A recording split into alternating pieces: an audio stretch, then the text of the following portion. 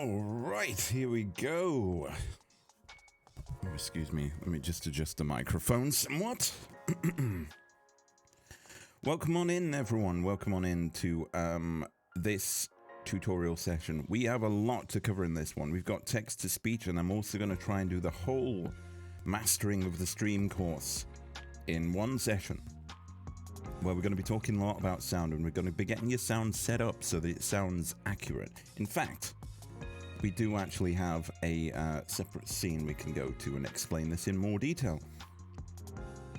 One little thing, I forgot to mention something last stream which is quite important, and that is that we're going to be doing some balancing of your game audio.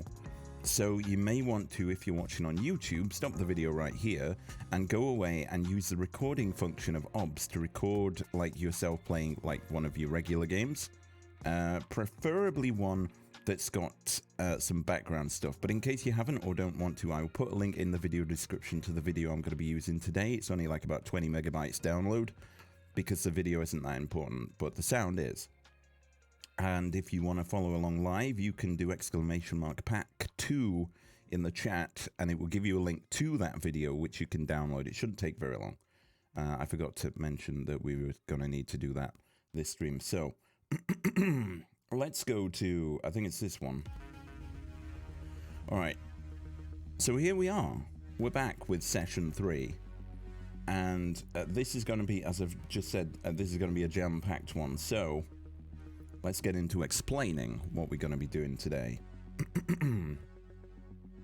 Duck Duck Noose, welcome back. No problem, thank you very much.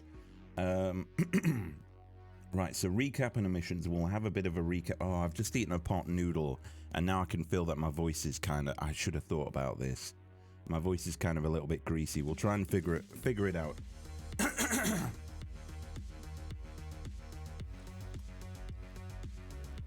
Okay, well, we'll have a little bit of a recap of what happened last time. We're going to try text-to-speech again. Then we're going to be doing Module 3. Module 3 is all about setting your sound up right.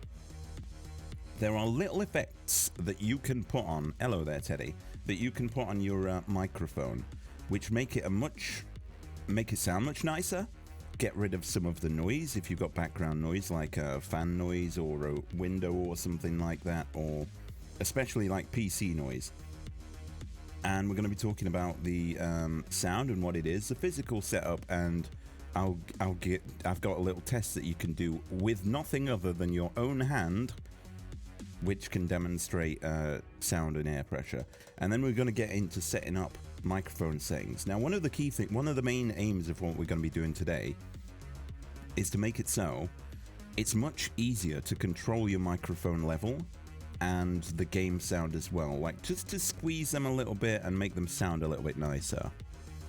Hey mate, hope I didn't annoy you too much the other night with my drunk nonsense. No problem, it's fine, Rusty. It's absolutely fine. It was very entertaining. In fact, after you'd gone to bed, I think me and Dark and Wise Guy were having a good old chat till about like 2 a.m. I only went to bed at about 5 a.m. on that day for unrelated reasons, but it was I enjoyed it. Had some good chats, some good debates there. It was nice. Right then, so then after that we're going to have a break. In the second half, oh for God's sake, I haven't lined this text up. Why have I not done this? All right, time for some on-the-fly editing. Because we've got text going over it itself right there. I'll just move that there. Nobody look. This has always been like this. It's always been that way. So we're going to be talking about compression, which is where we squeeze the quiet parts and the loud parts of the sound just a little bit to make it much easier to control, and then not to worry if you go from like a game that's really loud to a game that's really quiet, that you've got to readjust all your audio things. We're also going to be talking about a really cool effect you can do with OBS, which is where you can have like a secondary set of microphone effects. Like if it makes it easier, especially if you have no webcam. It's like a separate microphone processing for when you're talking in-game. If there's like a VoIP or in-game chat button that you use to talk, like a push-to-talk button, you can set up secondary effects on that, which sound a little bit different. And the point there is so that your audience that's watching your stream can then tell whether you're talking to them or you're talking to people in the game. It makes it a little easier. And then we're going to be talking about mixing with the game and a little bit about like having some fallback stuff in case of things going wrong as well, which should be fun. So that's essentially what we're going to be doing. Where is it? I'm gonna move into the. Do I have? No, I don't. So we're gonna have to go into here. All right, bear with. This could go wrong. All right, so we got this here. The title slide. Oh no. Not that one. That one's good. Oh, I've turned the other one off. Right, so this is the intro movie I did way back when. So we are not there yet. We are on module... We're on the finishing part of module 2, and then we're moving on to module 3. And then hopefully next week we'll be able to do the course of Mastering the Streamer. I say hopefully because it's going to take a lot of setting up to get that. That's just going to be a lot of advice on, you know, streamer tips on behavior and things like that, all sorts of stuff. Then we're going to be moving on to Blender. Course 2 is going to be a lot of fun. I'm going to enjoy that, and I hope that you guys will too. I'm going to get you creating your own graphics from all sorts of stuff. It's pretty easy to use when you know how to use it. Like, I can knock some cool stuff up in Blender in like half an hour. Well, I wouldn't call it cool, but a lot of people would call it cool. I'm not going to reiterate all of that now though. And then after that, we've got another course, another series of modules and sessions after that, which is about setting up some more intricate, complex, and funnier streamer interactions. And we're going to be using some software to do that, so it's going to be good. So I think there's something. Yeah, you can check me out on YouTube. I have a YouTube apparently now. And all the previous videos, you'll be able to find them on there as well. So, all right, I'll just skip through this and then pause it. All right, so as always, we're going to have like a 5-minute session at the beginning where we go back and over anything, and if you have any questions, you can ask them there. And then we're going to crack on to tutorial session 1, the first hour and a half probably of things. During that time, you're allowed to ask questions, but I'd be much appreciative if they were questions about what we're doing, rather than just all sorts of random nonsense. Because I don't want to like get off and break off and have like a chat with someone if lots of other people are watching and following along, you know. And then probably that middle bit doesn't apply. We'll have like a 10-minute break, maybe a bit longer than a 10-minute break. It depends how long that goes, because I might need to give my voice a little bit of a rest. Then we'll crack on with the second half, and then we'll have a little wrap-up session at the end where you can ask any questions or anything like that. So rules. As heretofore, during the main tutorial segments, I'll mostly only answer questions related to what's being taught at the time.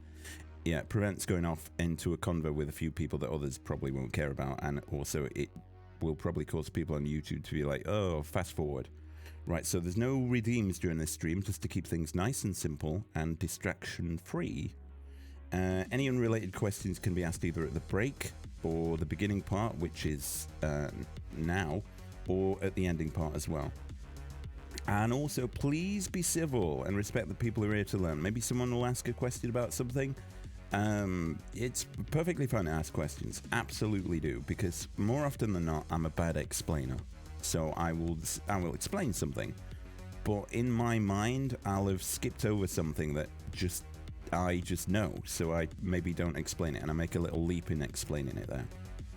But all that said, we do have a lot to cover. So back in part 1, we're gonna try now and get this ruddy text-to-speech working. I apologize for people that are hanging around last time because we couldn't get it working, but it turns out the solution was incredibly simple. And the problem was that I'm stupid and I couldn't see a box that was right in front of me on the screen, which stopped everything working. So let's get into it. All right, okay, so this is the right scene, but it's not the right thing that's up here. So let's get up OBS, which is over here. So I did have, right, okay, so I don't need this now, but we have a little wave thingy diagram. And yeah, remember we set up that timer? It's been counting every single minute since we set it going in the last video last week. So it's counted 10,000 times right now, which is a lot of times, but it is working. Right then, so I should actually have me on there. Hello, I'll be back later when we're talking about sound, but you don't need to see me right now.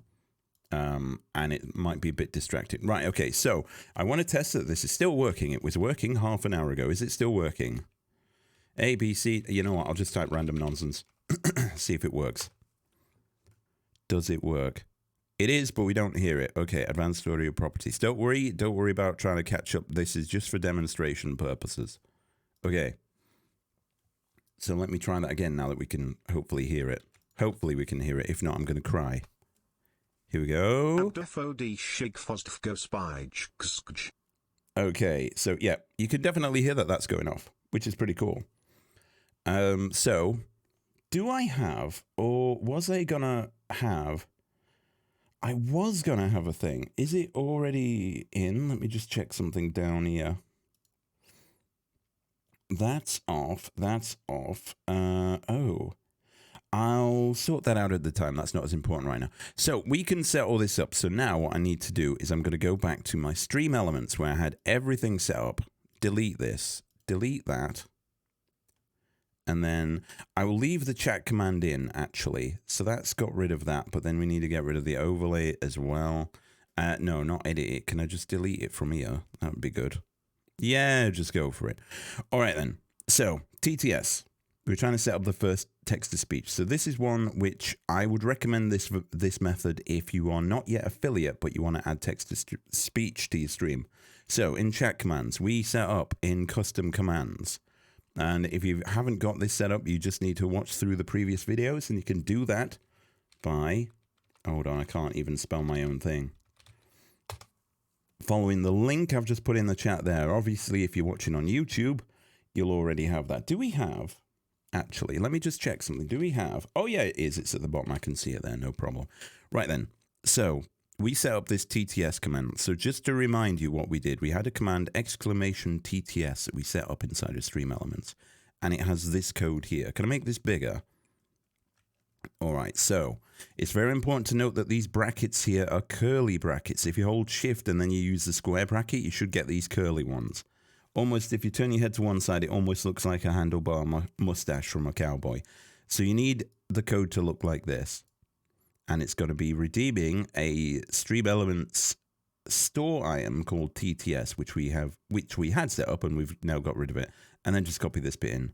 I'm assuming that that one there is the message. It's telling it to redeem TTS with the message, which was what I just put in chat when it went. So that's pretty cool. Right then. So hopefully that's already set up. Oh yeah, if you are an affiliate and you want to maybe restrict the TTS to followers, I believe if you set user level to regular, like everyone is anyone that comes to your stream. Regular, I believe, is they have to be a follower. Subscriber, obviously. VIP, you set VIPs when you get to... I mean, you could set VIP... You may be able to set VIPs even if you're not affiliate. I may not be right there. Moderator, super moderator, all of that. You could indeed just have a version of this TTS which is set up, which is just for maybe, you know, if you've got a busy stream, moderators or super moderators to do like announcements for you. But there's far easier ways of doing all that. So we'll save that.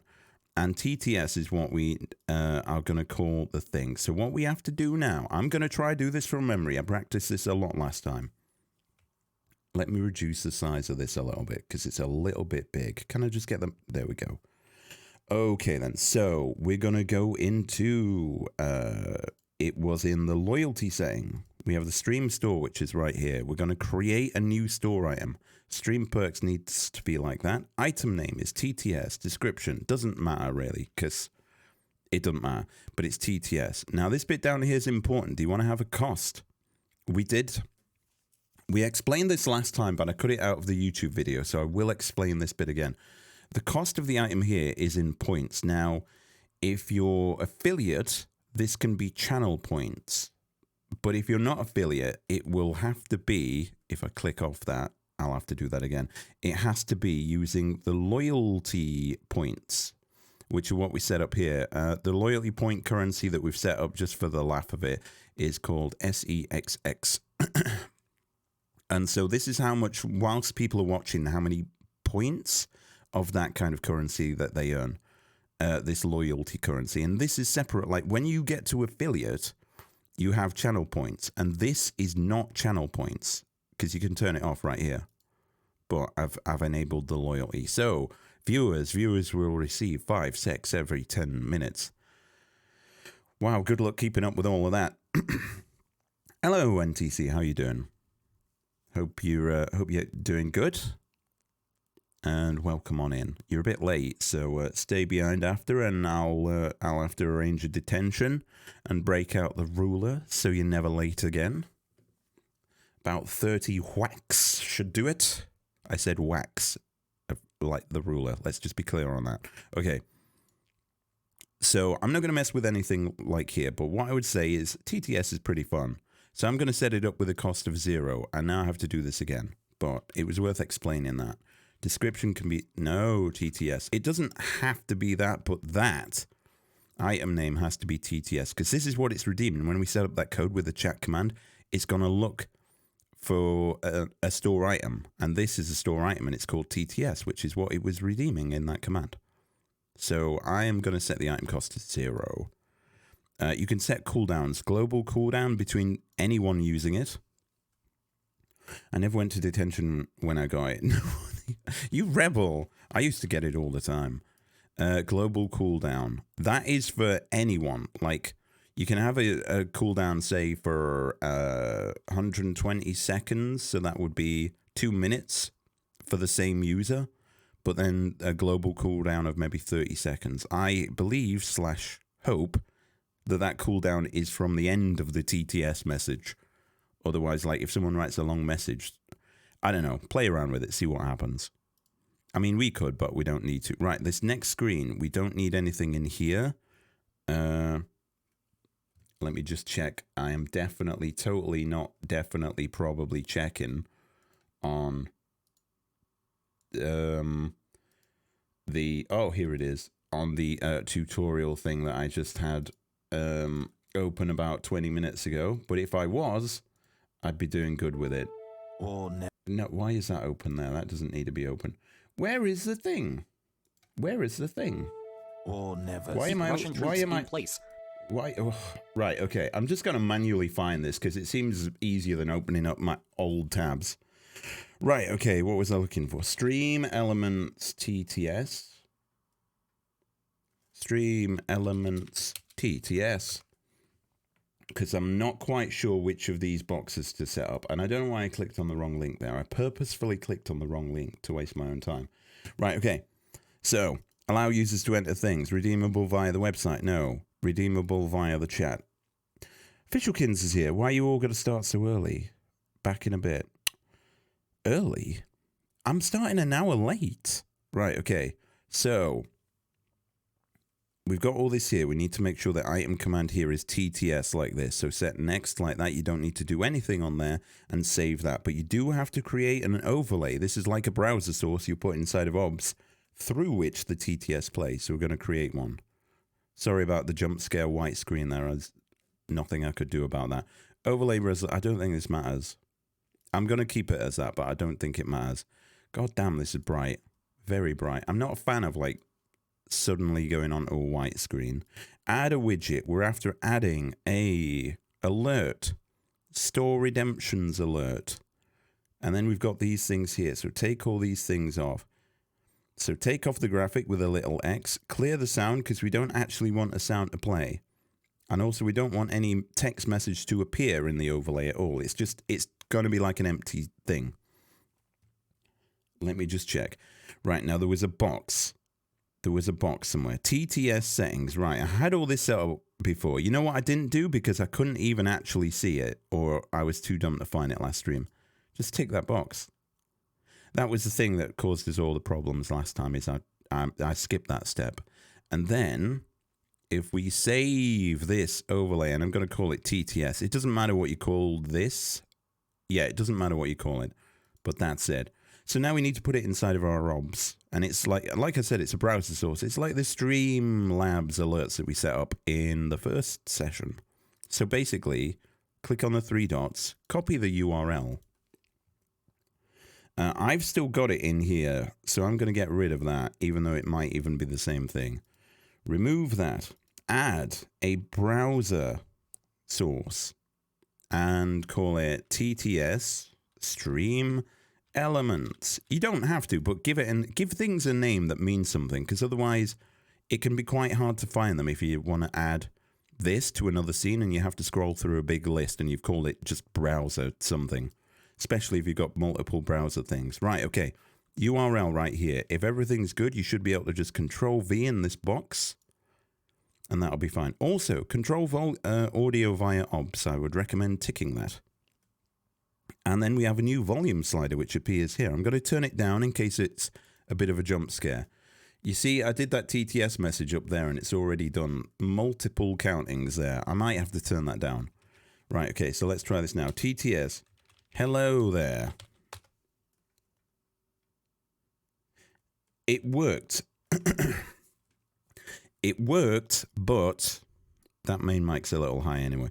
It worked, but we didn't hear it. Now, to hear that yourself, which is obviously quite important, you have to set monitoring to be on so that you hear it. But I mentioned this before, and I'll be mentioning this again later when we do the audio setup, that there is a little bit of a problem here. If you have your PC sound, as we do here, let me just do something real fast. I'm going to add... Oh, wait, no. Do I want to add that there?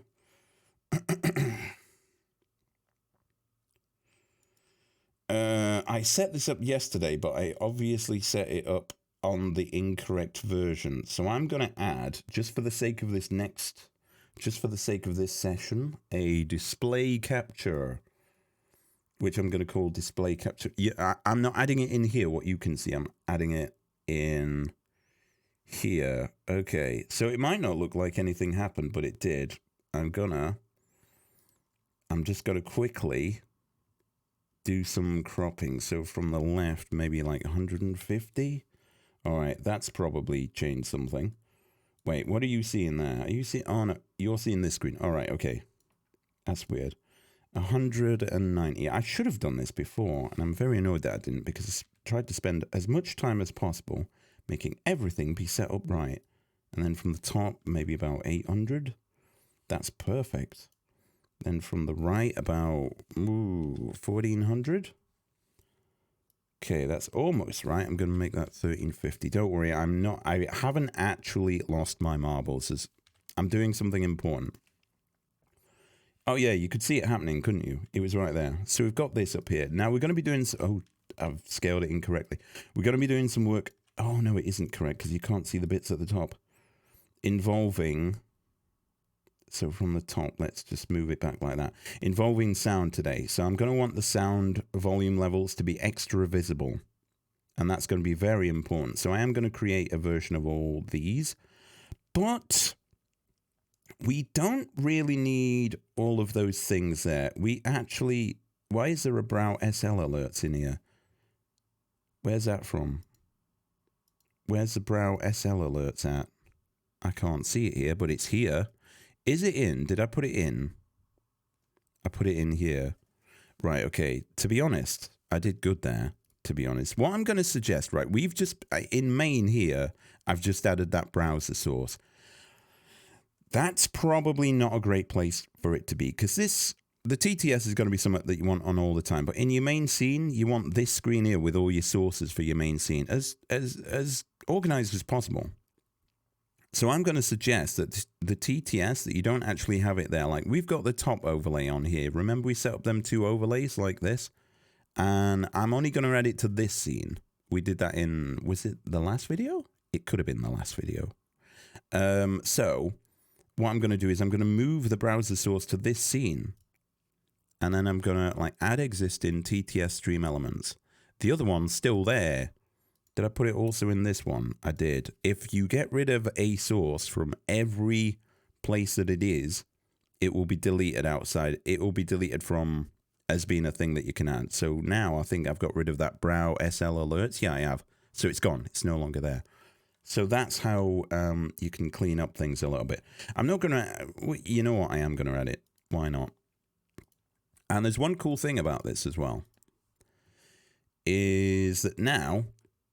It's part of the overlay. So basically, in his main scene, that TTS is still there, but it's not in here. And the reason is because we've got overlay here, which is this scene. We've got a scene in a scene.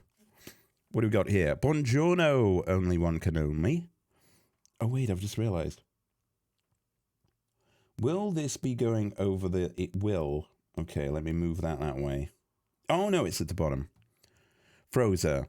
Hey, Prof, how are you doing? I'm doing good, thank you. I hope everyone's doing good, and thanks very much for being here, people, as we meander through this. So, this top window that I've put in the corner is now a little big and doesn't need to be there. So I will filters and I will squash one side of it a little bit so it becomes less. And this is some on-the-fly editing that I'm doing. So when we get around to the sound stuff, it'll be quite important to see a bigger version of these volume sliders. It's not needed, but it will save you zooming in a little bit. Sidebar question. Do you have any good bot plugin for a now playing pop-up? What do you mean by now playing pop-up? Are you on about like music tracks? Because I don't have any experience with doing that, I'll be honest. So if that's your question, I cannot answer it. What software is this? This is OBS Studio. This is like the proper OBS. This is like the OBS where if you have something like, I mean, this is technically an image where you can put filters on your image like blur and adjust the color and all these kinds of stuff, which I've recently learned. There's some basic filters that Streamlabs OBS just doesn't have.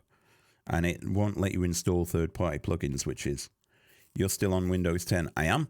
I'm going to be on it as long as possible because they lied to me and they said it would last forever. They said Windows 10, the last version you'll ever need. The bastards.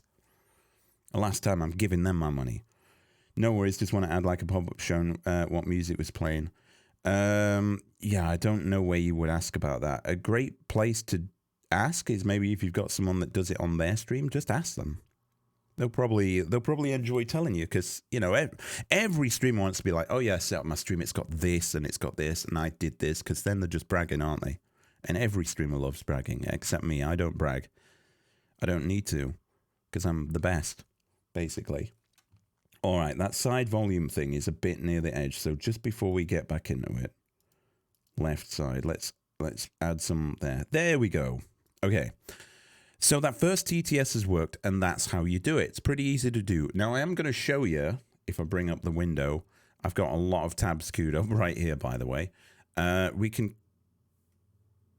Oh, it's a... I thought for a second my PC's fans were going on, like real loud, but it's not. It's actually just someone driving past on a motorbike. So I'm going to close that, and I'm going to close this other Stream Elements window. Right then, so there is, and it's very similar to what we had here. I can't show you it on there, can I? Or can I? Let's see. There's this Isaiah.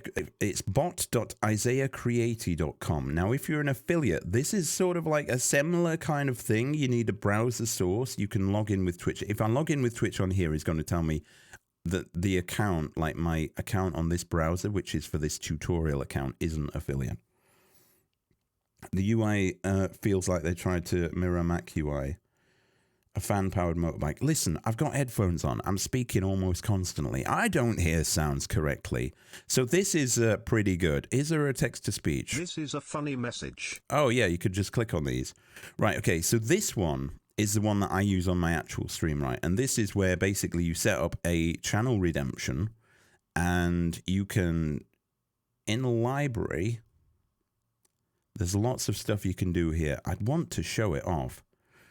Text-to-speech perks. I'm sure... Oh, wait.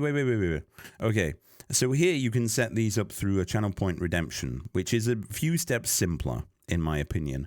And with this one, you can set up just channel redeems for each of these different types of voices. There's lots of different types of voices. Send me the link to this, please. What, do you mean to the YouTube series of all the previous videos? Because if you wanted to give this a try only one, there is, like, my previous videos are on here, on this YouTube playlist, the site you're on. All right, I'll put it in the chat because it is a bit long for people that want it. And it's bot.isaiahcreaty.com. Well, actually, Voices is just going to take you through to this. So, yeah, you just set up a channel redeem on your Twitch dashboard. You set up a channel redeem on your Twitch dashboard. All right. And this one has tons of different voices. It's really good. Now, one thing to note is this guy set all this up, and he does have like a Creative Plus like subscription thing. I'm going to sell this to you now, but I want to make it clear that like I'm not getting paid or any discount or any bullshit like that for doing it. I just think that actually I had some reservations at first, like last year or something. There were a little problem where it wouldn't do any swear words. Like obviously if you want to turn the swear words off, you can. There's like filters and that in here. In fact, could I just log in on my proper account? If I home, log in with Twitch. All right, go to the dashboard. All right, okay, so we got stuff here. So I've just logged in and it's created. I am a Creative Plus subscriber. Okay, so Creative Plus, where's the info on the voices? Now, these voices in gold, those are ones you can only get if you use the Creative Plus, like if you sign up and give them money. Have you got a setup video for it?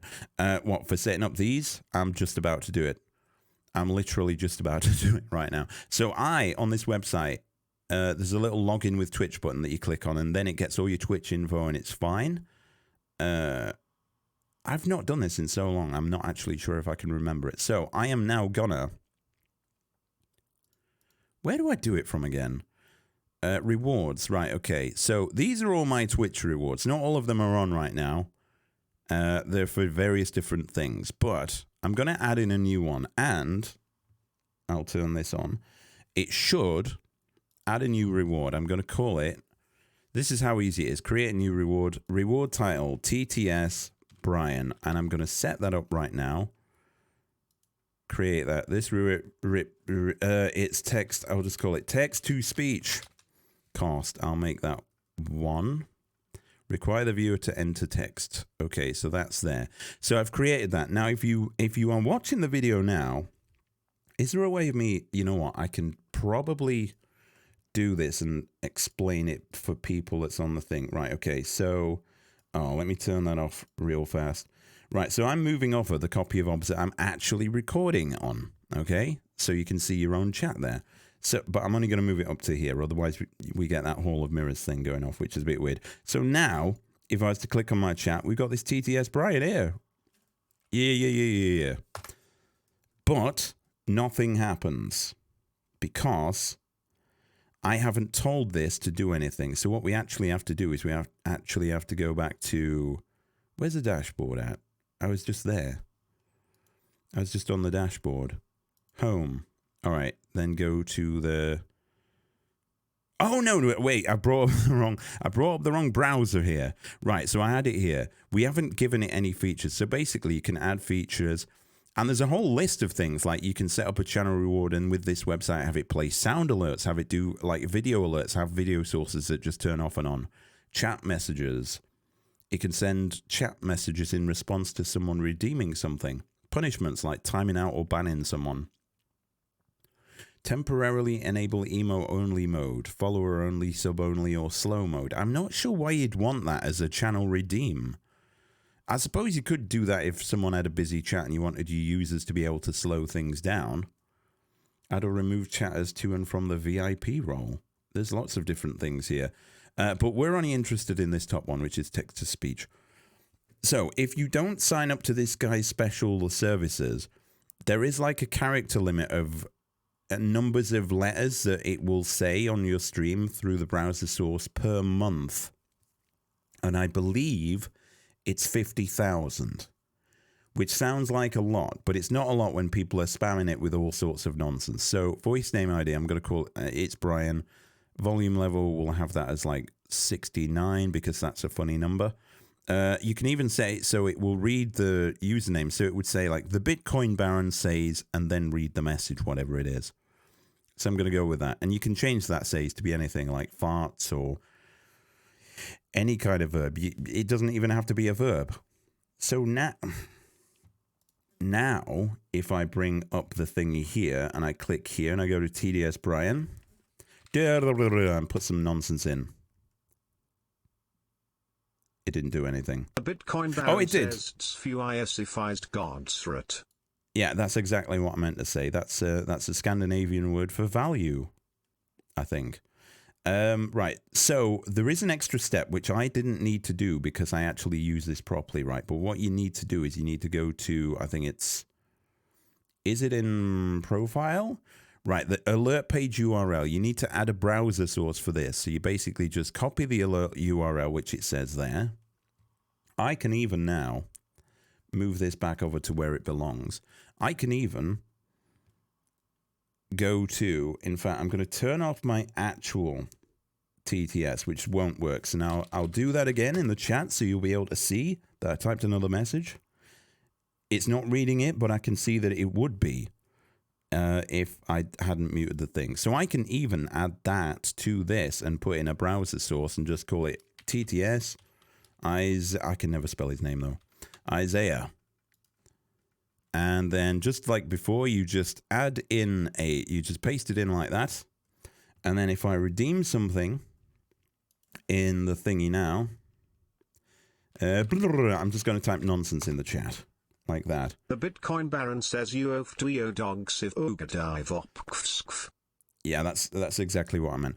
But this as well, if you want more control over the audio volume, there's a little tick box here. So you've set up this browser source right here, control the audio via OBS, and then you have it as a little volume slider that you can turn up or down to tune as you want. And you can also add effects, like some of the effects which we're going to be doing today, for the module 3, which will begin soon, in the emotes command is broken. Yes, every part of my stream is broken since I upgraded to this new OBS. But it's pretty cool. Like, and just to remind you, if you wanted to follow along, but we've already started, so you're a bit unsure, you can make a new profile in a new collection of scenes and sources. You can have multiple inside of your OBS. In fact, as you can see, I do. I've got quite a lot here, but I'm not going to switch over to them because it would lag for a little bit of time. So in a nutshell, that's your two options for TTS. Now, I am actually going to remove that Isaiah Creaty one from there. And also, because I don't actually want that redeem on my actual thing, I'm going to go to, is it the home rewards here? And I'm going to, if you wanted to get rid of it, TTS Brian, edit the features. Can't you delete this somehow? All right, I wouldn't be able to delete it through there. I'd have to get on me. I'd have to get on to me actual Twitch over here to delete the thing and go to channel points. Obviously, if you're not an affiliate yet, you won't have it. I bet it's at the bottom. No, it's not. Oh, it's at the top. It was right in front of me. This new one here is the one I just created. So you create it inside of the Isaiah Creaty website, but then if you wanted to adjust the picture, you'd edit it through your Twitch dashboard and upload the icon for it to be whatever you want to. But I'm going to delete it because it was just a test. It was all just a test, and now I'll move this back over where it was. Right, so the TTS section worked, people. Rejoice, and I'll turn on the volume sliders even though it's not there. Oh yeah, if I switch out of this, it's not going to show the correct thing. We'll deal with it as the time comes. We've now finished Module 2. That marks the end of Module 2 where we're adding on all the cool streamer features. So, if you've been following the video series along this far and you've done good, well done. Not everyone does, not everyone can. What is this source? It's overlay 2. Why is it down there? Oh yeah, because I moved it manually. But yeah, well done for that. So, what is next on the menu? All right then. So yeah, it's time to get on to the introduction to sound and stuff. Now this thing, I'm going to be... The first part of what we're going to do here is going to be a little bit... It's a little bit explanation heavy, explaining what sound is. But it's important to have a bit of an understanding of sound in order that you can manage it a bit better. Hello there, Pirate. Hope you're doing pretty good. Hope your week's going well so far. Wait, it's Thursday. Yes, it is. It's Thursday.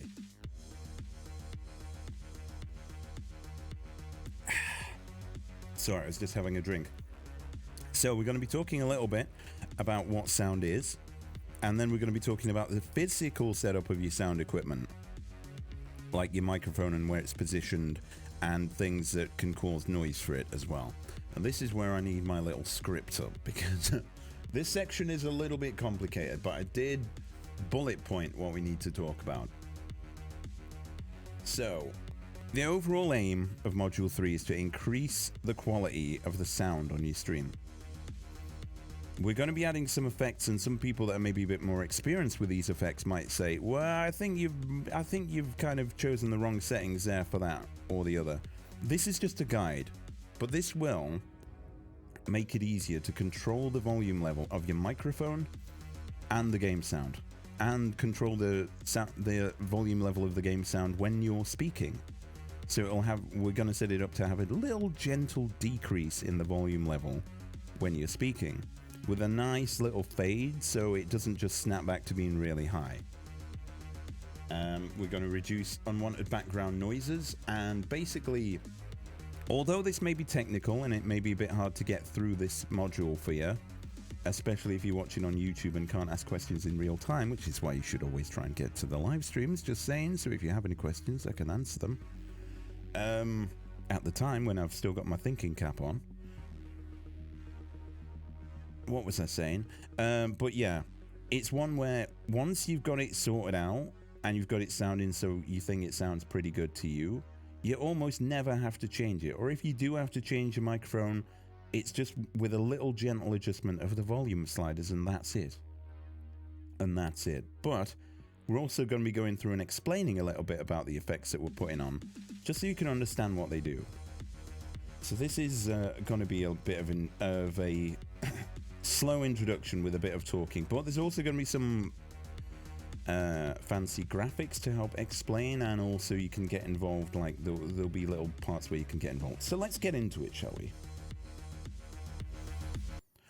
Alright, well, that music doesn't fade out. I've never figured out how to make music fade out when you change scenes. One day I'll figure it out. Right then, so for all this to work effectively, I'm going to have to jump scare you and turn my face back on. Ooh.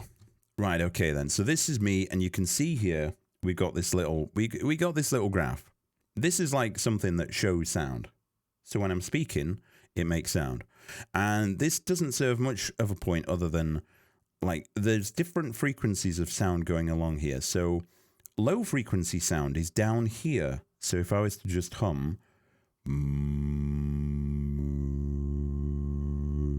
or Mongolian throat sing, I'd be kind of over there. But if I was to whisper, I'd be up here like, hello there, my name's the Bitcoin Baron. There is still some stuff happening over there. I'm not sure why. But if I was to go,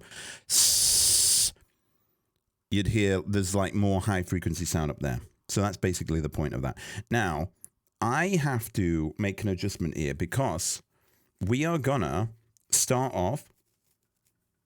Should I do it yet?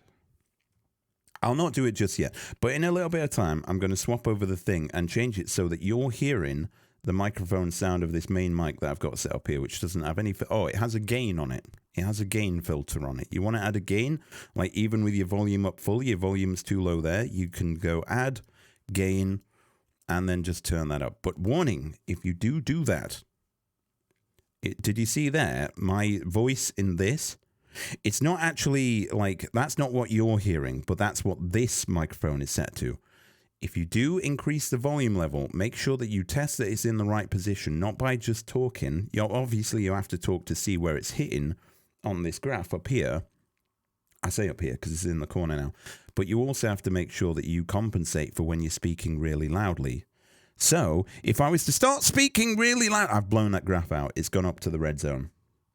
If you do that, if you do the dee-da on the doo-doo, then la-dee-da.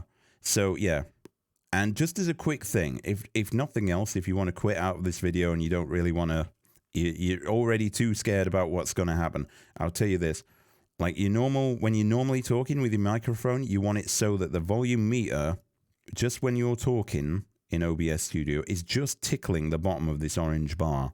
So then if I was to get a bit more excited and go, oh my God, I've still blown it out. And that's one of the problems which we're going to fix here, but you're not as far off. if your microphone level is down here, sort of like near the bottom of the bar, you've got to turn it up a little bit. It's all about balance. I put a noise gate and noise suppression on it. Noise gate will cut out any background noise, and noise suppression will do the same. But another effect, which is very powerful for stopping those blowouts, is a compressor effect, which we're going to set up real soon.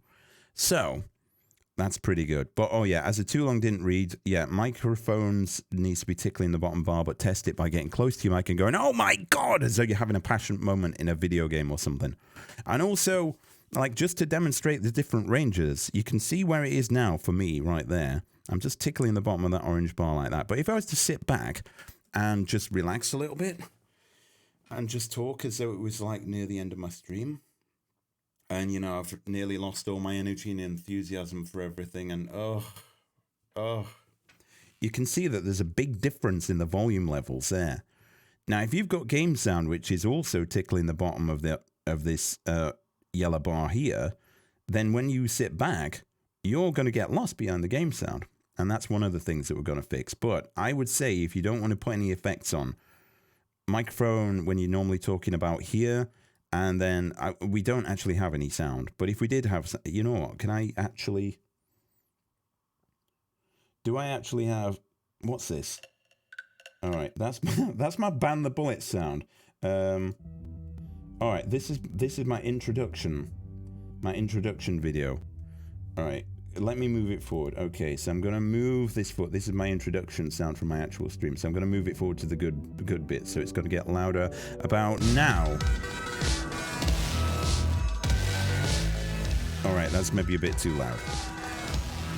But yeah, game sound around here would be good.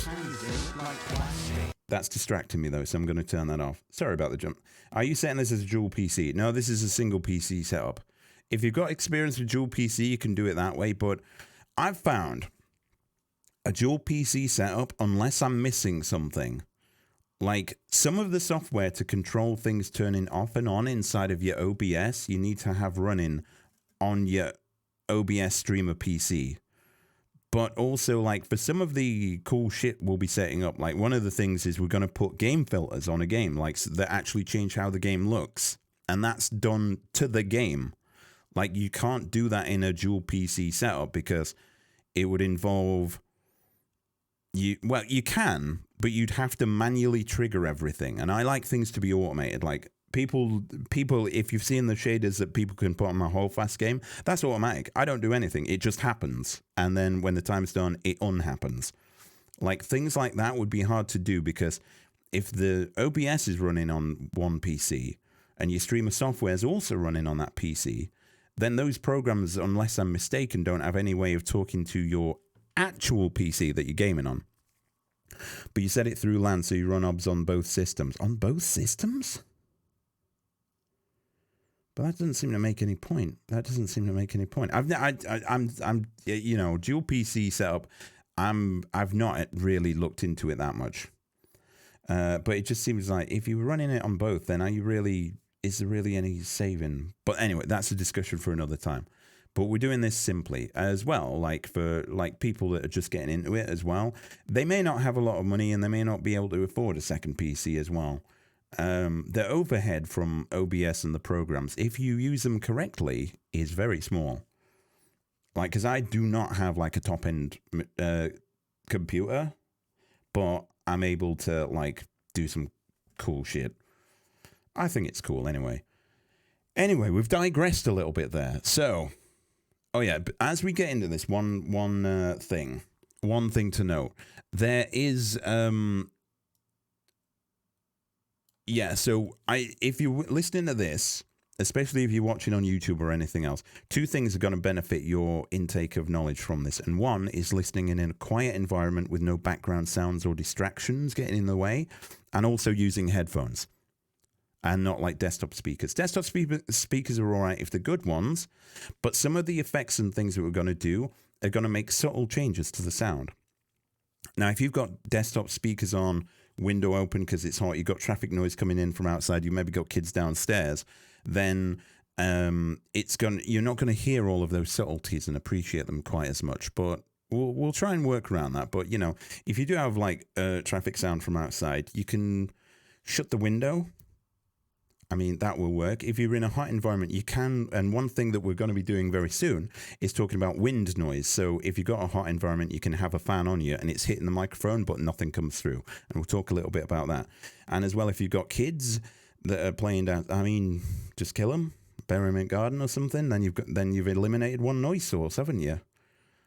This is not actual realistic advice, by the way. I'm just joking there. No one say that. No one commit murder and then say it's my fault, please. I wouldn't be being about kids. Okay, right. Okay, so right. Before we get into anything too complex, right? You're currently hearing my voice. Some people like to have it so that when they're streaming, they can also hear their voice. And the number one problem that a lot of people that have mics don't realize that they have is to do with audio monitoring, right? So if you've ever looked into this, you may have seen that, oh yeah, to get your audio working, all you need to do is your main mic's here. This is going to create a doubling effect on mine. And you would go to advanced audio properties and then you just click, where is it? Mic main, is that the source? It is. Monitor and output or monitor only, like that. But I'm now hearing my voice, right? And I'm not streaming on this, so I'm not outputting the sound anyway. But for you guys, you've probably heard that weird effect that seems to have just happened to my microphone. And that is because monitor and output, when you turn monitoring on, that's when you hear it, right? But output means that the sound itself is still output anyway. So if this account was now streaming, the microphone would be outputting its noise and monitoring it. And because the monitoring is probably going to be using the same as your PC sound, you'd get a doubling effect, which is what you've got now, and which you can probably hear now. And it's kind of weird me doing that like that, but that's how it works. Now, to solve this, if you really want to hear your own voice, what you do is you go to monitor only. That won't make any difference here because my other OBS is recording my microphone. If I mute that, it's now muted, so you can probably only hear me once now, I'm going to guess. I probably sound a little bit quieter as well. But that's what would happen on just one setup if you did that. Monitor only will solve that issue. But I am, I don't know. I wouldn't ever feel right just hearing my own voice all the time. But I guess some people are into that kind of thing. Oh, another easy fix as well. If you have a posh microphone or you've just bought a posh microphone and you've run some tests or people are saying that your voice is only coming out of one side, a posh microphone only uses like a single audio channel, like music and everything, to have like positions around in between your two ears. To make it not sound like all the sound is coming from the very center, there's two channels to the audio. There's a left and a right side, which probably is over explaining that point a little bit. But there's a little mono box here. You tick that, and it'll solve that problem for you. So that's a little bit of information.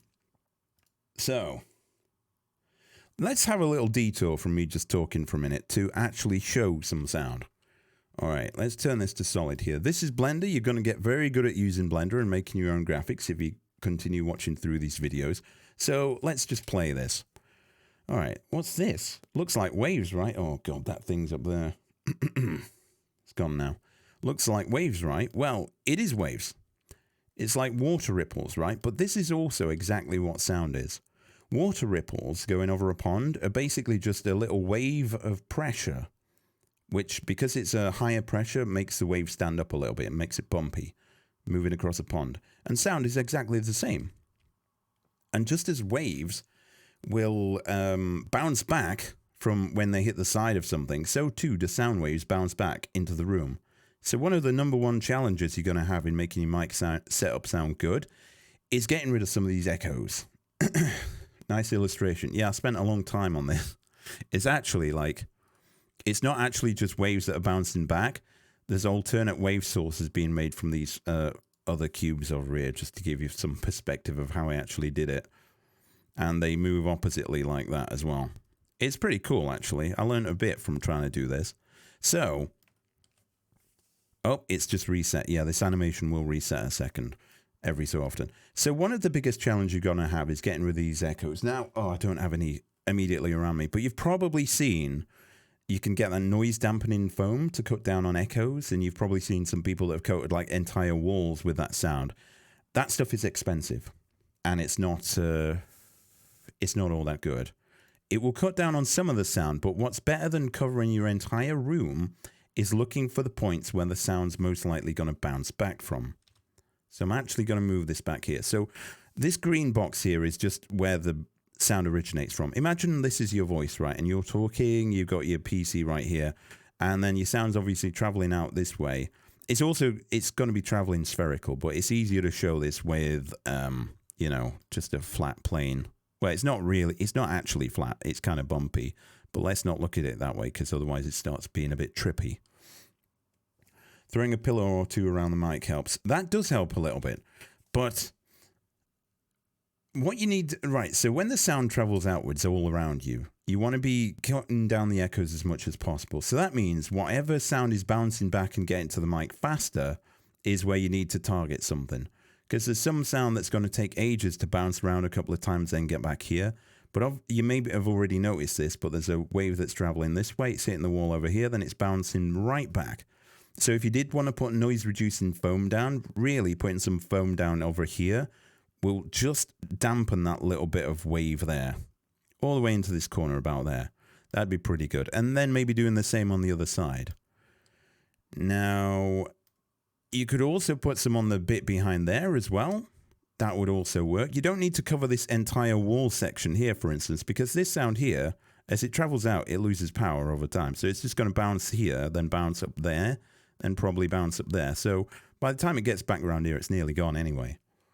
So that's a little thing you can do if you want to use noise reducing foam, which can help a little bit. It also helps if you've got a small room rather than a big room. And also it depends on what's in the room and various other stuff. But we won't go into that, otherwise I'm facing a never-ending explanation. So that's what sound is. And it's not like waves and ripples, it's ripples of air pressure. If you've ever been to a club or a rock concert and you stood next to the speaker and you can feel the air, you can feel it. Well, you're not feeling it, you're feeling the wind of the speakers as they push that air around at very, very powerful volumes. Well, if it's got good bass, you're probably also feeling it through like your feet and the shake of the subwoofer or whatever. But alas, I digress. So let me actually close this now because we're done with that explanation. If you ever stood under a jet doing a flyover, you move. All right, so I don't need to save my changes to that. And I'm back here. Right, okay, what's next? I think we've been through just about all of that. So, is there anything that I've missed? Let me just check. I've put discussion of its sound and its challenges in my notes. I have no idea what that means, so we're just going to skip that. I don't think it's very important. No, I don't think it's very important. So, I think the next section now is we're going to be talking about physical setup, and this is where you can get a bit involved as well, because rather than me spending ages demonstrating and saying, yes, the sound moves through here, it does this and that, there's a couple of like practical tests you can do, which means you don't just have to sit here listening to me. But I will just have a quick drink.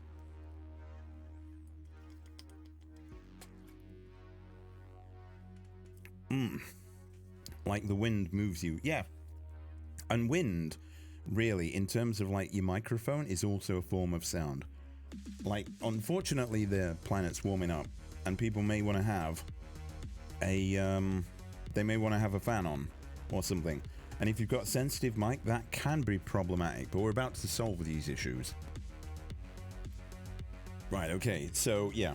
And then after this, after this little explanation, hopefully not more than about 10-15 minutes, we can get on to actually setting up the microphone, getting everything working. Yes, that's when the follow along bit can happen. And after we set the noise reduction and EQ settings, I'm going to have a break, so that is a great place if you want to ask any questions or you want to do a bit more fiddling with everything. Let me just, I just need to do something real quick that I've just remembered. Oh, I need to do that in the other scene. Yeah, sorry, the wind is being produced by the sound from the jet.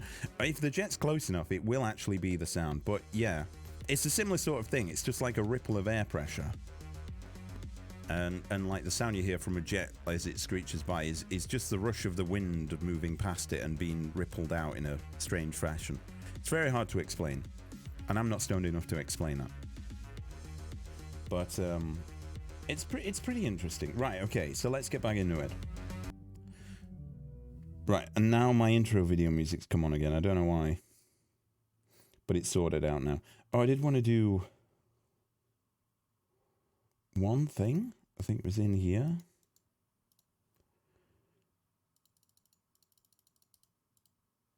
As for that. Okay, so that should be good. Right, okay. Everything's sorted there. I will turn this back on here. Can I just pay you all to come to York and sort my audio? Pirate, your audio is not that bad. I'll buy you pizza and... Oh my god, you had me a pizza. Ugh. I mean, I totally could do. It depends, but we're about to get into the knowledge section. All right then. So physical setup of your microphone is important. As you've noticed, if you've ever seen any of my streams, the microphone's right here. It's very obnoxious. It's also got a little bit of it looks like some skin cream from that time I was an anime cat girl. I really should replace this microphone pop filter actually. So I've got an Audio Technica 2020. It's one of those XLR microphones with a big plug. Goes round off the desk. It's on one of those microphone stands that stands up and is off the floor. That has one of those arms that just bends over in the middle. Which is something I'm not very good at anymore because my knees hate me and my back hates me. But then this wire goes round to a mixer, which is under my thing. Now, here's a little thing about those audio mixers.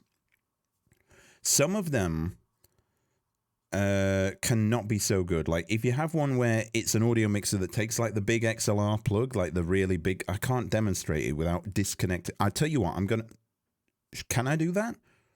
I probably can. Let me mute this first, because if I disconnect it, it might be a thing. I'll show you.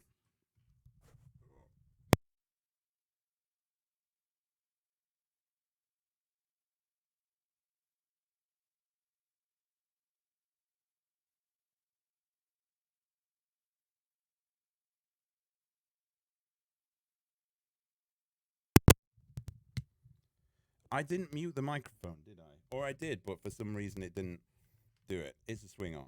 Anyway. Hold on. Why is that still hearing me? How very strange. All right, we're back and we sound normal. Yeah, I sounded quieter because I turned it down, then I had to turn it back up. But that's the XLR connection. If you have a mixer which from there has like a little wire that goes into the back of your PC, like the regular, you know, you just standard 3.5mm audio ports, which you've probably got on any pair of headphones or stuff, especially those earbud ones. Those ones, by squashing down the sound quality from the big XLR plug into that little 3.5mm thing, introduce noise. So it's better if you have like an audio mixer that connects to your computer via USB, because USB is a much richer data connection. I did have somewhere a sample of me. In fact, let me see if I can find it.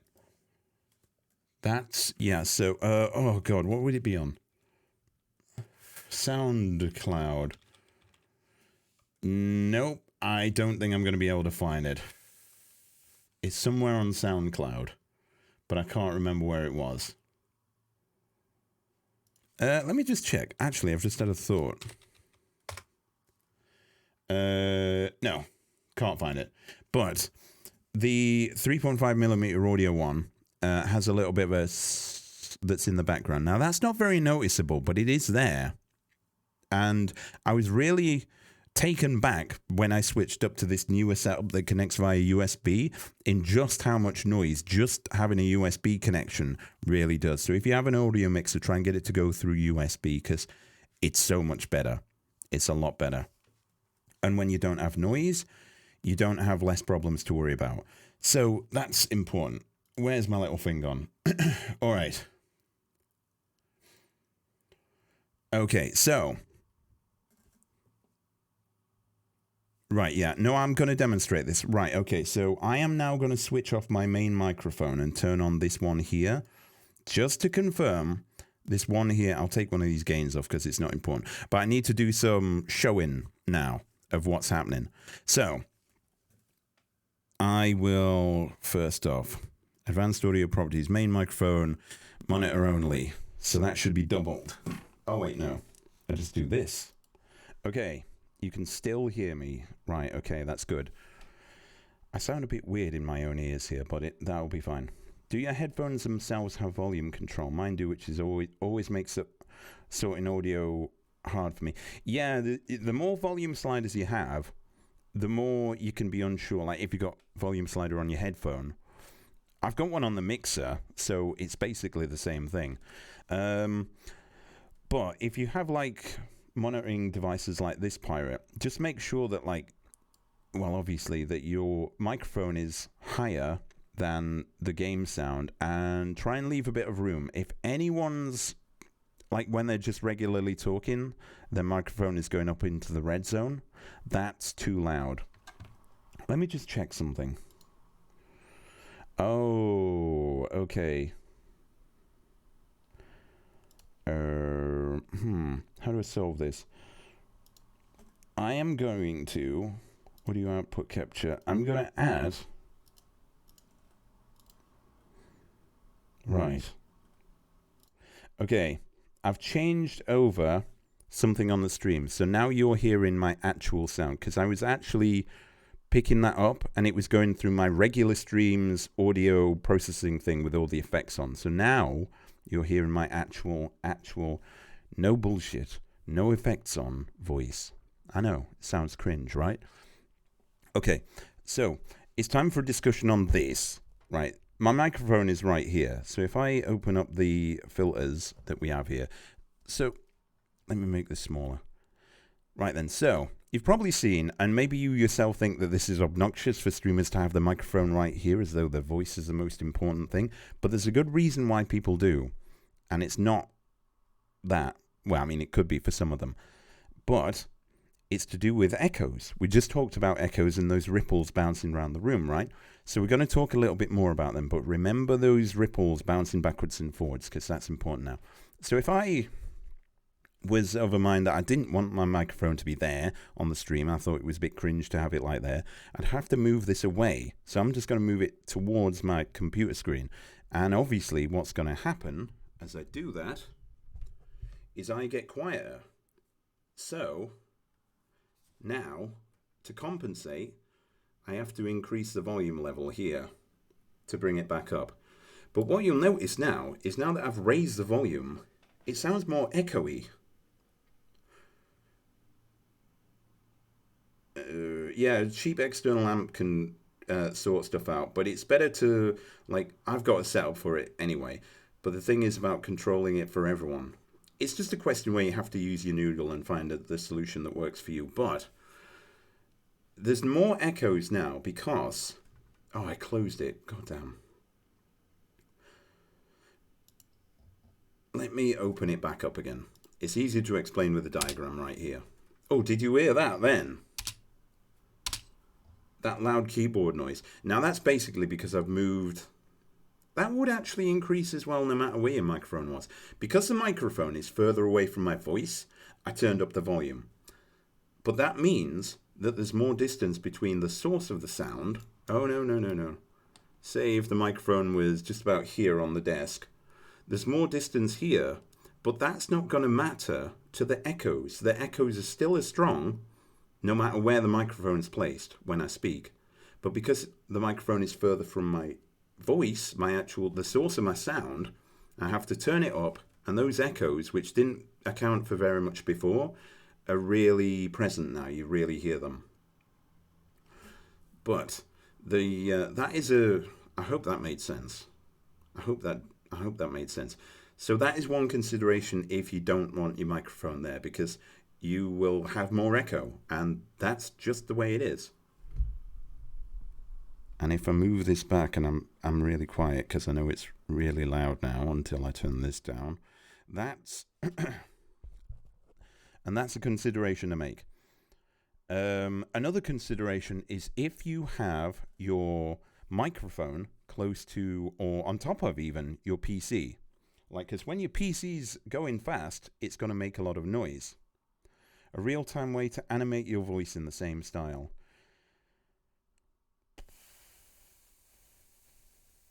The same style as what? Those ripples? There probably is somewhere, but I don't know what it is. Right. So, if you have your microphone out of shot, but it's close to your PC, you also have another adversary that you've got to fight against. And I don't have that, but I do have a fan. So I'm gonna pretend that this fan is your PC fans. Whoop. Oh no, no, not that button. I'm trying to get it to point up in the air, because otherwise there's some stuff over there. When I turn the fan noise on a lot, it will blow it over and then I'll cry.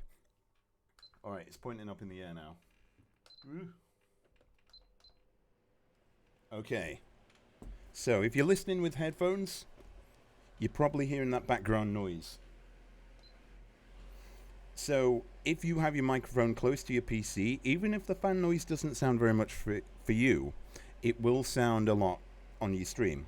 It will sound a bit worse. But, as always, whenever you're adjusting anything on your stream, what you need to do is go here and start recording and run some tests off stream when you're not live to sort out the issues, or just to test that everything still sounds good. So we do have that noise now. Now, in a little bit of time, in the next section, before we hit break, we're going to talk about noise filtering and how you can do some good stuff with that. And we're going to start setting stuff up soon. But fan noise is pretty bad. There is also another thing. Well, PC fan noise. No. It's got far too many buttons on this fan. But I want to talk now, briefly, about the single most important piece of equipment to do with your microphone that you can get, which will improve the quality of your microphone more than anything else we've talked about so far. And the reality of it is that, ironically, this piece of equipment costs the least amount of money. It's this thing. It's a pop filter. This, you know how... Actually, it's time to do that test. I've turned the microphone around now. If you have really good headphones, you'll be hearing a very low frequency rumble right now. I have a fan. It's just off screen. It's pointing directly at this. And even if you can't hear it, look at the little microphone thing down here. Look at this. That's just the wind from the fan. Wind from a fan, even if it's on low, is very low frequency noise, which is why probably it's going to be shoving this section up. That's the very low frequencies. Like human hearing probably stops somewhere around here, so you can't really hear it, but because that noise is there, it's kind of distorting your sound a little bit. Like, it also makes it harder for you to be heard. If I turn the fan up a bit, if it was a really hot day, that rumble much more prevalent. So we need to get rid of that, and we will be getting rid of that very soon. But I'm turn it off for now because I want to do another test. And this is one you can do as well. In fact, you should do it because that's the point of me doing it, is to basically get you to do something. So when you make sounds with your mouth, when you speak with your mouth, some of the sounds mean that you have to... There's dust coming down. Oh, there's dust and cobwebs all over my ceiling, and now it's coming down all over me. Some of the sounds that you make with your mouth mean that you have to move your mouth into different positions and make different sounds and shapes with your mouth. And one of the worst types of sound that you can make with your mouth is what are called plosives. So I want you to just get the back of your hand. The back of your hand, put it like about an inch away from, 2 inches away from your mouth, and then I want you to recite the rhyme, "She sells seashells by the seashore." Do it now. Okay, and feel that air. Right, okay, now what I want you to do is say 2022. Do it now. Do you feel that change? Try again. She sells seashells by the seashore. Don't move your arm anywhere. And then 2022. Twer is one of those things that are called plosives. Getting mad tingles right now. Okay, settle down a little bit there. So this pop filter stops a lot of those noises. Right, so I am gonna, if you're listening to this, I'd say, like, if you're sensitive to sound, turn the volume down a bit now, because I'm about to go close to my microphone and make those sounds again so you can see what they look like on this graph, but it is going to clip out, so just letting you know about that. His bass is rumbling the room during these tests. Oh boy. Okay, so I'm just going to do the same test again now. I'm going to turn the mic, actually no, I'll turn down the gain on the microphone so it's lower, but don't worry about it. Right, okay, so what I'm going to do, that 2022, you felt more of the wind coming out on the back of your hand when you did it, right? Surely you did. I don't even need to ask you, because if you didn't, you must be wearing a face mask or something, I don't know. Or have a weird voice box. One of them. Right, so I'm going to do that here. So here's me talking just normally right now. There's no pop filter on or anything. You can see it's just about there. It's not very controlled, the range that it's at, but if I was to suddenly go 2022...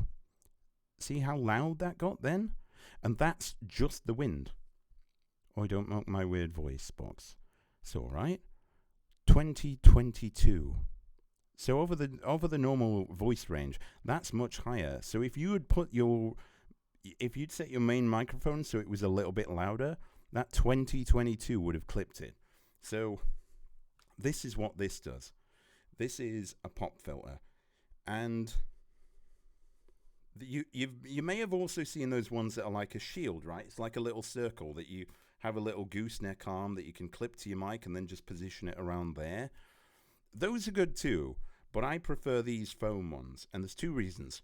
One, they're fucking cheap, and number two, they go all around the microphone every angle. Because let's say, right, I had a shield over the mic here, but then I had my fan on. Oh yeah, you probably can't hear me very well now. Let's say I had the shield here, but I had my fan on as well. So my fan is coming in from this side. It's not coming from where the shield is. So the shield ain't going to stop that wind. But if you have one that goes around all sides of your microphone, it's cheaper and it catches everything. And just to demonstrate the point, so we've got here, I'm going to, you know what, I'm not going to do it. I'm going to use the wind noise because the wind will be better. All right. So that noise is the wind. And look where it's at. But with this, £2 or £3 piece of equipment that you can buy pretty much anywhere, it's reduced that noise a lot. There's still some there. Still some probably getting through. But it's less. And that's the same as if I was to go 2022. Look at this here. In fact, fuck it, I'm going to do the test. Right, so here we are. I'm talking about this range right here, but then I'm going to say 2022. It hardly made a difference. But if I was to do this and just do the same thing, still about the same thing, until I go 2022, like that. And I'm not emphasizing that. I'm just saying it like normally. But that's the difference. So, best piece of equipment you can get for your mic. If you have a crap mic or you can't get like you can't get one of these foam filters for it, just use a sock or a bit of material or something like that just to stop that wind. Try and use a thin bit of material though if you have to go down that route, rather than something woolly, which will take some of the high frequency sound away. See, this still has tiny little holes in, so the high frequency sound gets through. Anyway, pop filter is the best thing you can get. And we've already talked about reductions of background noises and all of that. So, how long have we been going? Okay, so I seem to be right on the money actually, which is great. Oh, if I change the scene. Huh.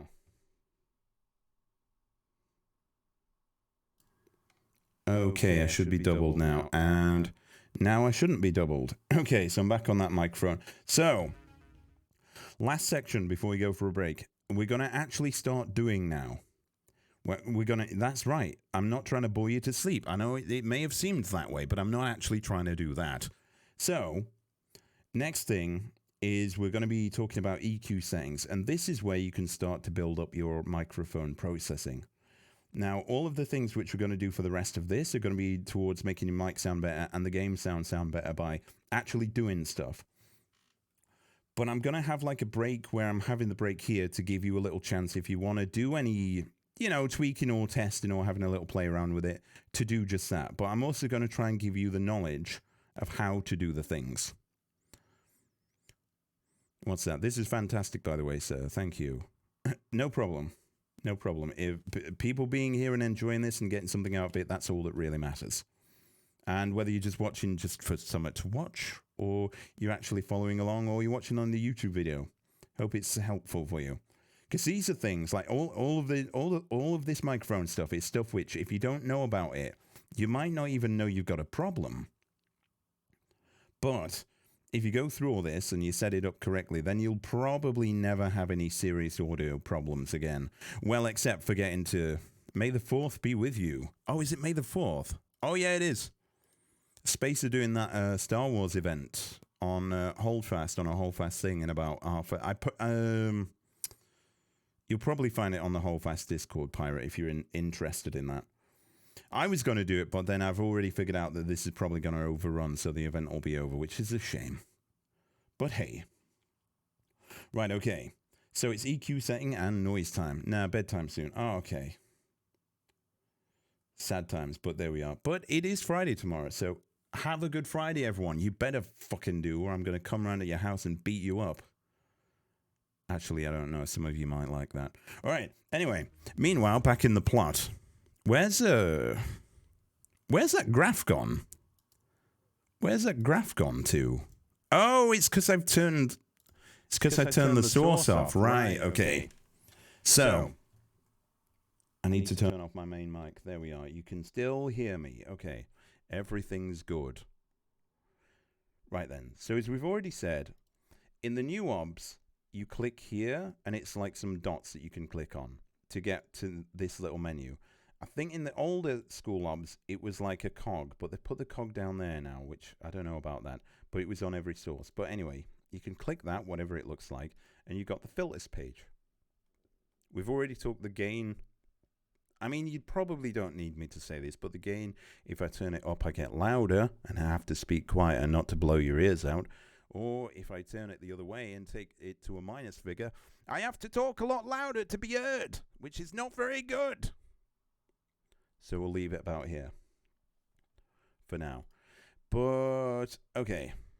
So I would say, actually no, if you're following this around, what we need to do is we can use the gain to set it so that as microphones are all at about the same level at this point before we get into anything else. And that might be a good thing to do. So just, it depends on where your microphone is. But if it's close to your mouth, have about 2 inches. 2 inches between you and the microphone, and talk at just a normal level. You see, I'm just about there. I'm just going to raise it up a little bit, just so I'm tickling the beginning of that orange bar, which is a very good place to be. And the reason I'm saying to do this is because if you get yours to the same position, then hopefully you can then put all the same sound effects on with about the same settings, and it will probably sound okay. You may need to tweak it a little bit if you have the microphone further away and you've got more of them echoes. There is software you can get which cuts down on them echoes, but it usually in some form or another will degrade the sound. So it's better to have it right first time and not have to use effects to clean up that which you can just not have by having the microphone right here rather than further away, volume increase, the echoes get louder, etc., as we just said. So yeah, around about there. As we've already said, if I was to suddenly have like a moment of passion in the computer game or be exceedingly drunk off what was it now, gin and vodka, and was sort of like holding the microphone really close and shouting a lot into it whilst wearing a Catgirl outfit and being completely off my head, I'd be shouting a little bit louder and the volume would almost get into that red zone, which is no good. And also if I sat back, the volume gets less like that, as we've already talked about. So we need to solve these problems. But yeah, if you have it so when you're just talking reasonably as you would on your stream, just about there, that's a good starting point. So then we're hopefully all at about the same volume range. Hopefully. So, what are we going to do first? We're going to talk about another solution to the wind problem. Oh, wait, no, actually. Before we get into that, I almost forgot to tell you. Right, we can get rid of that now. I want you to go, if you're following along and interested, there's these free effects that you can get from Raya Plugs, which I've just put in the chat there. And that'll take you to this page here. And there's a download thing here. What these are is basically, these are little effect filters. You get some inside of OBS Studio, but you can have some of these in. And we're going to be using some of these. If you're using Streamlabs, Streamlabs apparently hates third-party plugins, so they won't allow you to use any, which is why you'll have a devil of a time following along if you're in Streamlabs OBS. But that's a problem for you to solve. But OBS Studio, it's easy. You just download it. Now, there's two versions. There's a 32-bit and there's 64-bit. And if I was to... Right, okay. I can only give you the explanation of which one you want if you're on Windows. So if you're on something else, I don't know. But here's my Windows. C drive is full up, of course. Right, so if you go on this PC or my computer or whatever it is, and you click Properties, it will bring you up a screen, which is like here. I probably shouldn't have my product ID on the screen, but oh well, that's happened now. So system type, you want to look there. If it says 64 and x64 there, you can get the 64-bit version, which is there. If you have like a 32-bit operating system, if you're still on Windows XP, or you've got a really old x86 processor, you have to get the 32-bit one. But if they're both 64, you can just get the 64-bit version. And you click on it, it's an installer. I don't need to download it for another time. But there's one important thing. After it's installed, you don't have to worry about where it installs. Just let it do its default thing. What will happen then is OBS can find those effects, but in order for it to do it, you have to restart OBS. It only looks through that commonly known folder for VST effects when it's loading up. It doesn't do it at any other point, so you'd have to restart your OBS. So I'll give you... Do I have? I don't have like a countdown. No, I don't have a countdown. I'll give you like literally a minute. All right, you've got 15 seconds to restart your OBS after installing those. It's a very small download as well. It's like 1 megabyte. You've got 5, 4, 3, 2, 1. Time's up. All right. So what we're going to do now is we're going to go back to the filters page, which is right here on the main microphone. The little plus button down here. We're going to go to the VST 2.x plugin, which is here. And I'm going to call this initial, in big capital letters so that I know it's important, EQ. And then VST2 plugin. You should be able to find it in here now. Now I have quite some VST2 effect plugins already installed. But the one which you should now have is one called REA EQ, Raya EQ Standalone, which is here if you downloaded that thing. So open the plugin interface. This is a graphical equalizer. So if I was to like pull this up like here, parts of my voice would change, or if I took it down here, I would get a really, really deep voice. But I don't want to. I don't want to do that. But what we're basically going to do with this initial EQ, is make adjustments to some frequencies of our voice. Yeah, sorry about that. I probably shouldn't have had that up that much, because if you're listening and you've got a subwoofer, damn, that probably sounds too much. Just shook. Oh, I'm sorry about that. Well, I've made the earth move for someone. That's one thing ticked off the bucket list. I got a 7.1. Ooh, that sounds nice. Right then. So, when we did the test earlier, we were talking about having sounds on like here. Now, you can probably already hear some of that wind sound hitting the mic when I say things like probably or 2022. And those are low frequency explosions of sound. In just the same way, as fan noise is the same. So if for some reason you can't afford this pop filter, you can cheat, right? Because that's just the wind sound right there. Just that little thing there. It's maybe not that audible to you, but it's definitely there. So this one here, click on the one or this tab here, and then change the type to high pass. And that's made 2 lines. So obviously this is a line representing the sound, right?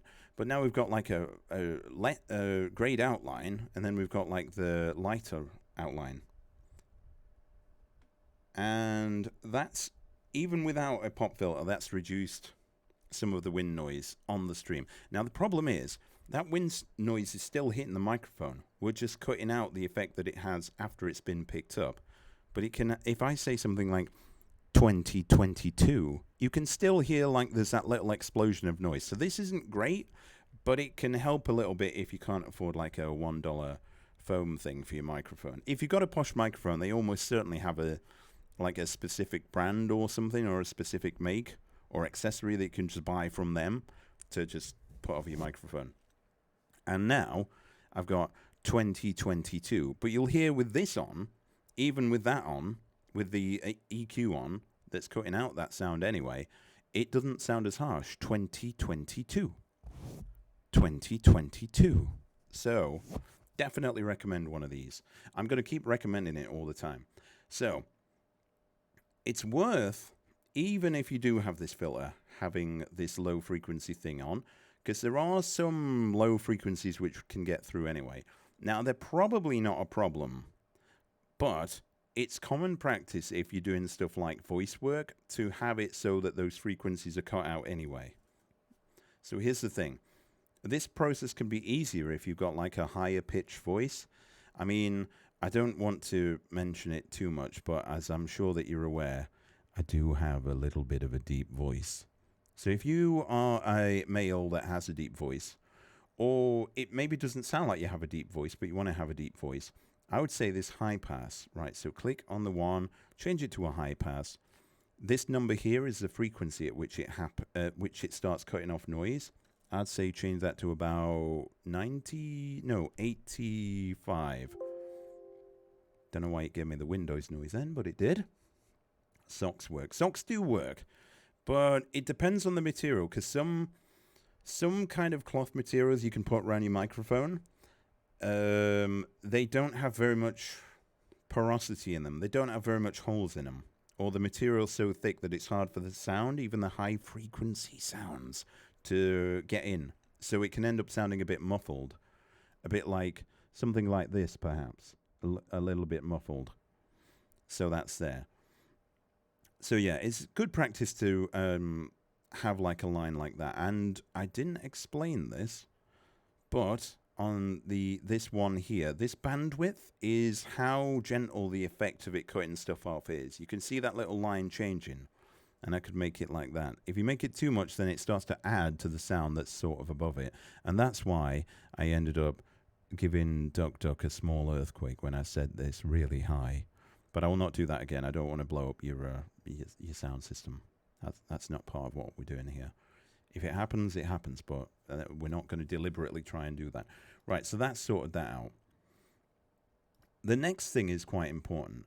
Every voice sounds different. Some people's voices sound the same, but every voice has these unique characteristics, like the way your vocal cords work. And there's tiny little characteristics and frequencies of the sounds that you make, which are pretty...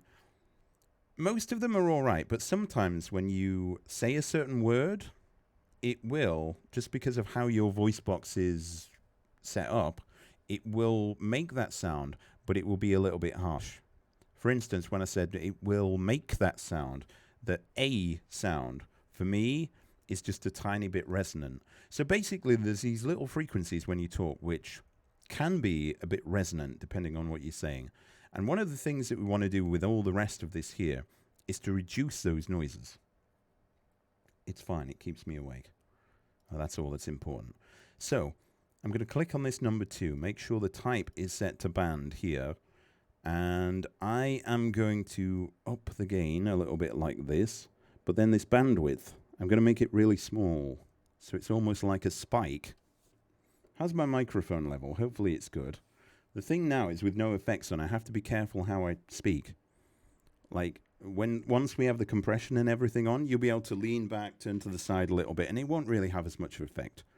But we got to find those resonant frequencies. And every voice has some somewhere. So what we're going to... Oh, no. Did I double-click on it to turn it off? So what I'm going to do is I'm going to pull this spike up to the top here. So just in this narrow range of frequencies, it's going to really boost the volume level. So we're looking to scroll very slowly through and listen out for any really harsh frequencies. Like, we'll notice obviously that it sounds weird, but we're looking for a part where suddenly it goes from just sounding a little bit weird to there being a big increase in volume. And it will depend... And it will depend... Oh, God. All right, so I think I found a bit of one there. So if I reduce that a little bit now, and that sounds all right now, and see, it sounded a little harsher there. So I'll just bring that down. I'd say like minus 7.4 should be good. And then we're going to do the same again. So we're going to increase the gain for this next part, make sure it's a band, and then do that. I know I've got a couple up here, so we're going to get to them. And those ones will sound even harsher than what we just had. Anyhow, so we're going to start from here. And you have to talk and you have to hear yourself when you're doing this test. So just to remind you, if you're wanting to do this, you go to Advanced Audio Properties on your microphone and change it to monitor only or monitor and output. But monitor only is probably better practice. What's this? Oh, wow. Duck News, thank you very much for that. We don't have any alerts on this stream, but thank you very much for that. Don Charlo just subbed. What a bloody legend. Keep doing your thing. That's all right. That's all right. I intend to. Right, so we're looking for more of these. So it's important to keep talking. And I'm now getting into the range where I believe I'm going to suddenly find myself with a little bit of a harsher frequency. Is it somewhere around here? What did I say? Find myself? Fine. There's a little bit of one there. Well, I may as well... yeah, there is a little bit of a harshness there. So I'm going to turn that down a little bit like that. And these are going to change how things sound. Oh, I've only done it at -4. Do it at -6. That should be good. And I know I have quite a few, actually. You may think that my voice sounds good. It sounds good after a bit of work. Okay, one thing to realize, though... ooh, that sounds harsh. As you get up into these higher frequencies, the higher frequency sounds that you make with your mouth aren't supposed to be really loud. So as we get up into them, I think I've stopped almost on exactly on another resonant frequency for my voice. Pretty sure I have. But as you get up into them, it will sound harsher, like a lot at the frequency it's at. But you're not listening for it sounding harsh. You're listening for it going from suddenly not being very harsh to all of a sudden sounding really harsh. Like, I think, yeah, there's definitely a bit there. My bandwidth is a bit wide. Testing, where's that? I can't find it now. You have to make some weird sounds to get this done. Charlie Annie.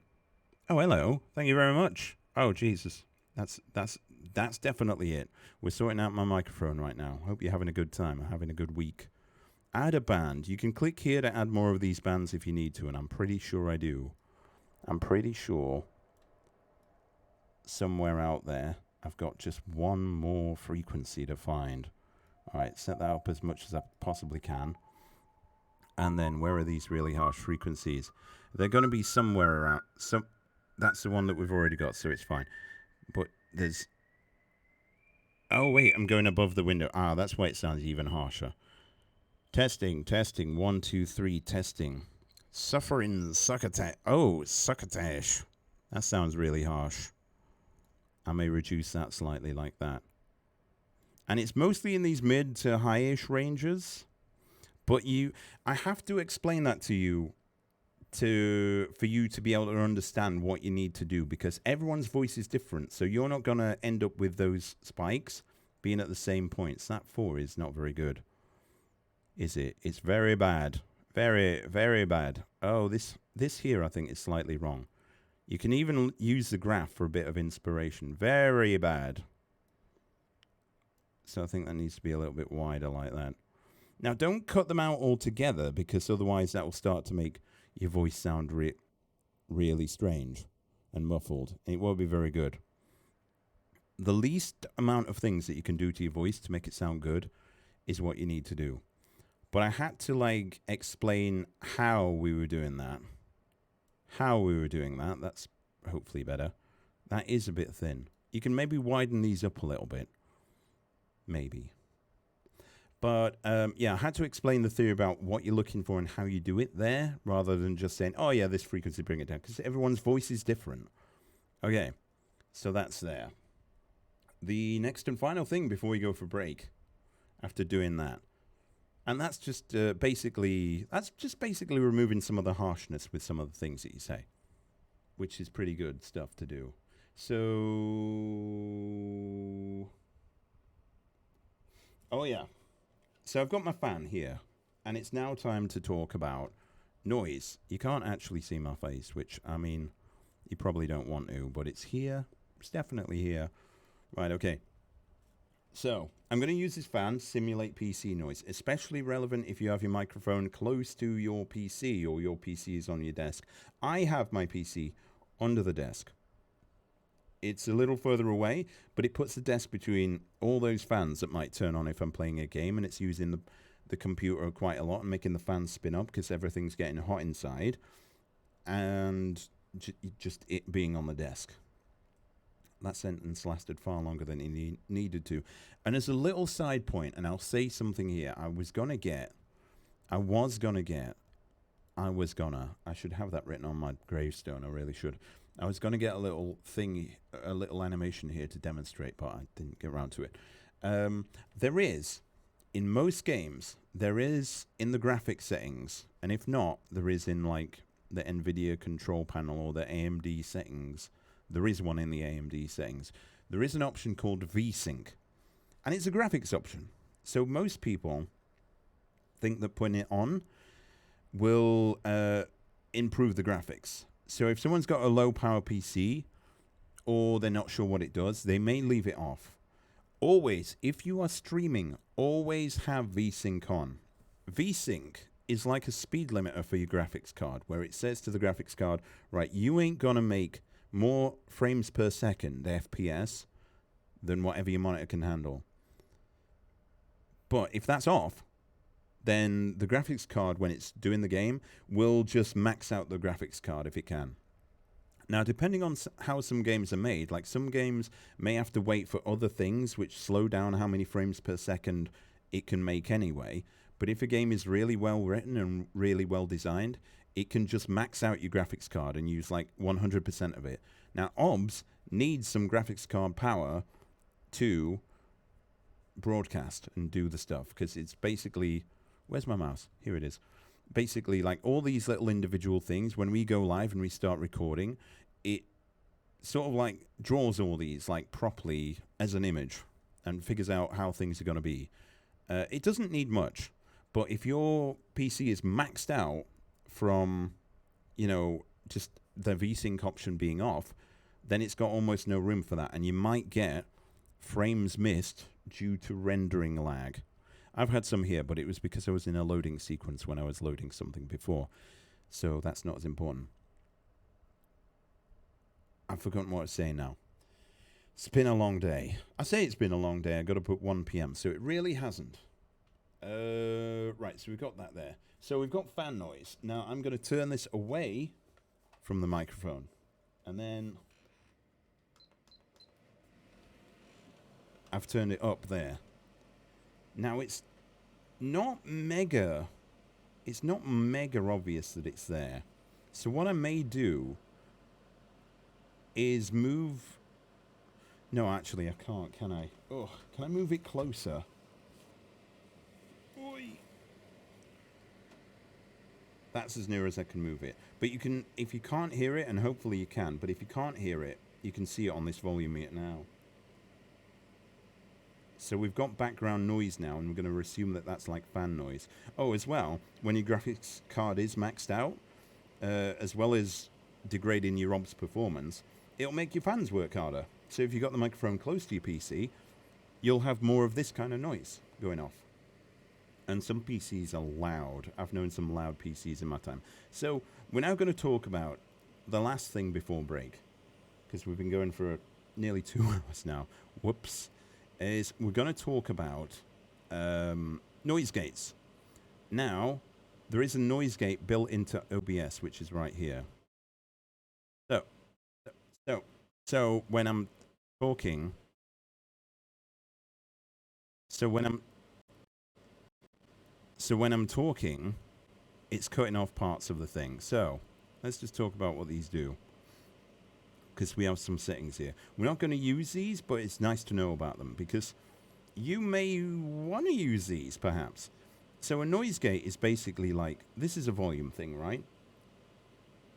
So when I'm not speaking, the background noise goes down to this level. So what the noise gate does is when it drops below a certain level that you set, it mutes the microphone, gets rid of that background noise. So that is about minus 50. So if I set that to be there, and then, hold on.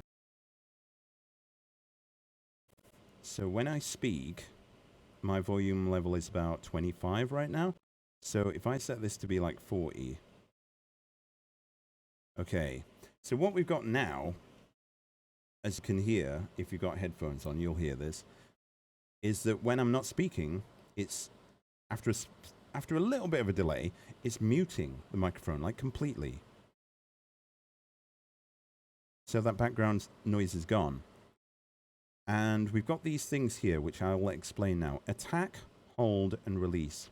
If you've worked with audio and effects before, you may know what these are, but just in case you don't, like, the attack time is how long it takes an effect. Well, actually, these ones relate to when it opens up the mic. So when this closed thing here is when it will mute the mic. So if the volume falls below 50 decibels, which it does when it's just the noise, it will disappear. So the attack time is if I start speaking and it goes above the open threshold, which is right here, which it will, because I'm getting up to what it says here is minus 20 on the thing. It goes from 0 being like full to minus 60 on this graph, by the way. I should have explained that about 2 hours ago. Oh well. Oh well. We'll soldier on. So the attack time is how long it takes to fade from the silence into just the normal sound, basically. So you probably want to set this low, and the reason for that is sometimes some words, like S for one, is a good one. Those sounds are really soft and don't produce a lot of volume. So if you had the attack time be too much, let me point a figure about 200 milliseconds. 200 milliseconds. Right, okay. I didn't mean to get rid of it like that. Goddamn. Why did I do this to myself? Noise gate is right here, and now it's covered up my face.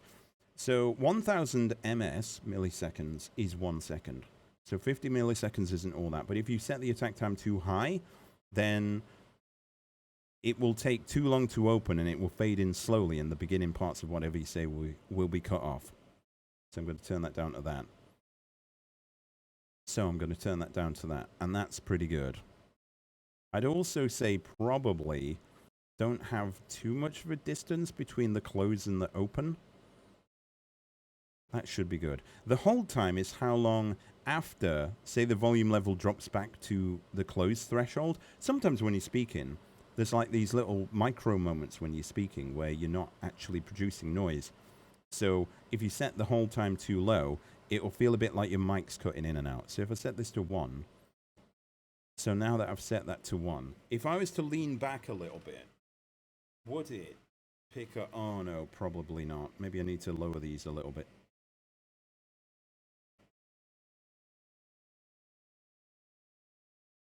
Huh.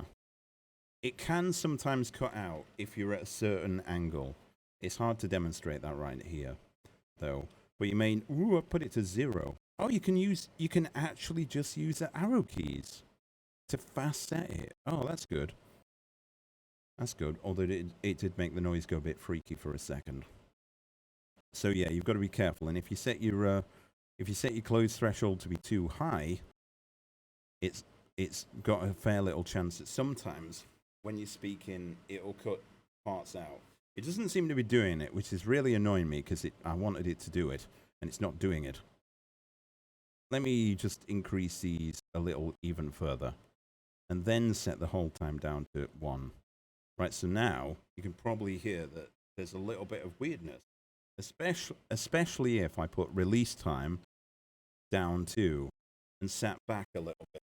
It would be very hard to hear some bits of what I'm saying.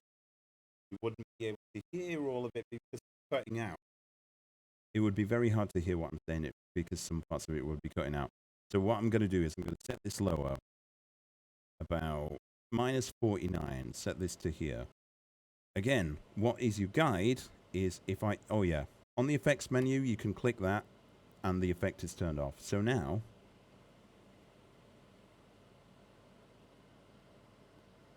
the noise level is just below 50, so actually having it at 49 is great. About 5, you want like a space of about 5 decibels between them. The whole time I'd say probably about, for voice, about 120. And release time, oh, I was waiting for it to happen, but I've turned it off. Okay. Maybe the whole time should be less than that. Let's go with something like 88. The release time, I'd say you do want this to be quick, but not too quick. The thing is, if you had the release time be a lot, then if you're listening carefully, you'll hear that hiss fading out after I finish speaking, which is not so good. So I'd say maybe like 20 milliseconds is probably okay. Adjust to suit. I don't want to spend too much time on this noise gate part because we've gone through the theory now, you know that. And now I want to tell you why all of what we've just done with this is wrong, in my opinion. And this is a personal preference thing. You might think that it sounds all right as it is. But let me just throw some information nuggets your way, and you can have a little go at them. Right then. So, when I'm not speaking, there's no sound there, which is good. There's no background fan noise anymore. But when I am, it's still there. And for me, personally, it's a little bit more distracting that hiss is there when I'm speaking, but not when I'm not. Like that little transition to have that fuzziness there. For me, I think it's a bit sort of distracting on the ears. So what I tend to do is go for a gentler approach. The thing about this noise gate is you can't set it so that instead of muting it, it goes down to a certain volume. Which if it had that, this would be an excellent filter, which it doesn't. So I'm going to leave that there, and then we're going to go to the add menu and add a VST, noise gate proper, I'm going to call it. So the noise gate proper is a VST 2.x plugin, and I'm going to go down to where it is the, where is it? REAGATE, Reagate plugin, which is right here. Now, ooh, it looks weird when I'm dragging it. Now this looks different, but it's a noise gate. It's the same thing. This is your slider for where the noise gate actually is. So if I move it up there, you can't hear me because it's cutting out. And we've got here attack, hold. We've got here attack, hold, and release, which are the same thing. So with this, we're just going to quickly do the same thing. We're going to let it fall down to where the noise level is.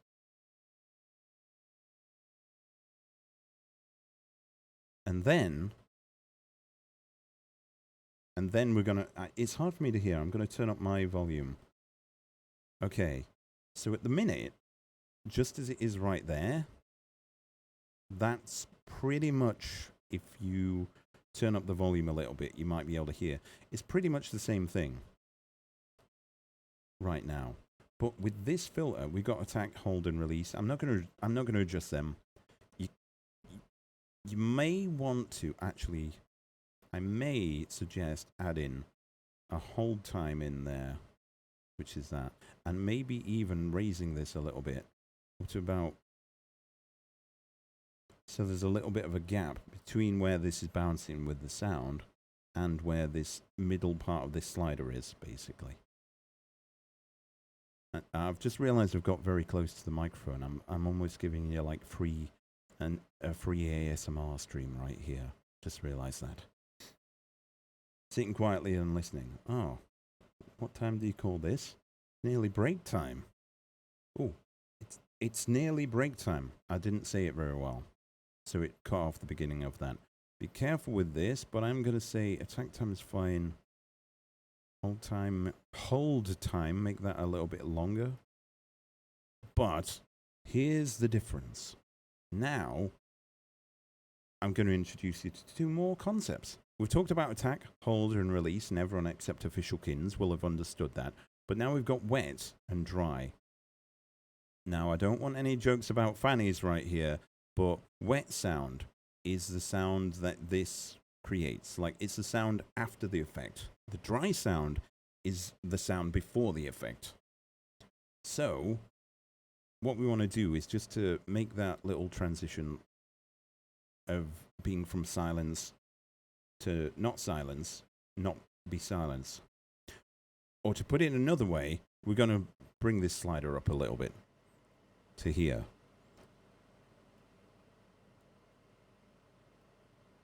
Oh yeah. And it's a good idea to leave a bit of a gap between where this is set and where the noise is bouncing, because you might occasionally make a small noise, a small movement or a creak of your chair, and that noise, while it's not very much, might be enough to go above the filter and make the noise gate open. So now get a little bit louder. Oh, I can't do it. Here we go.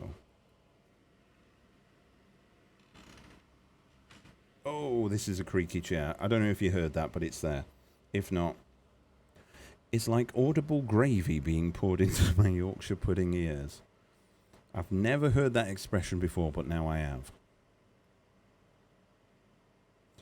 Right, okay. So yeah, you don't want a big decrease. So what's going to happen here is when it's above that and letting sound through, it's going to be that loud. When it's not, it's going to be that loud. So where is my volume level at right now? It's a little bit high. Something I haven't been for quite some time. But it's good. And you can feel free if you want to have a little bit of a play around with that. But personally for me, with that background sound always being there,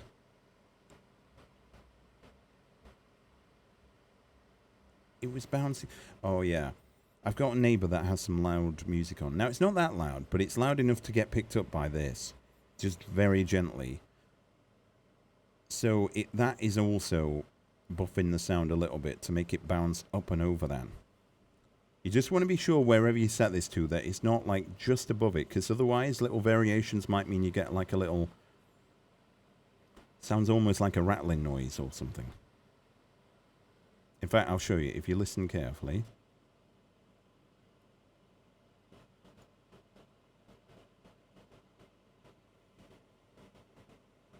That noise there that you might be able to hear. Anyway, I'll set that to 40. And that should be good. So yeah, for me personally, I think that this noise gate sounds a little better than the other one, which goes to complete silence, which we've just switched back over to now. But more than any of more than anything else that you can possibly do, the easiest way to not have too much noise is just to turn off any fans if you can, but not inside your computer, because those fans stop your computer from catching fire. But as we talked about earlier, have the microphone a little distance away from the PC.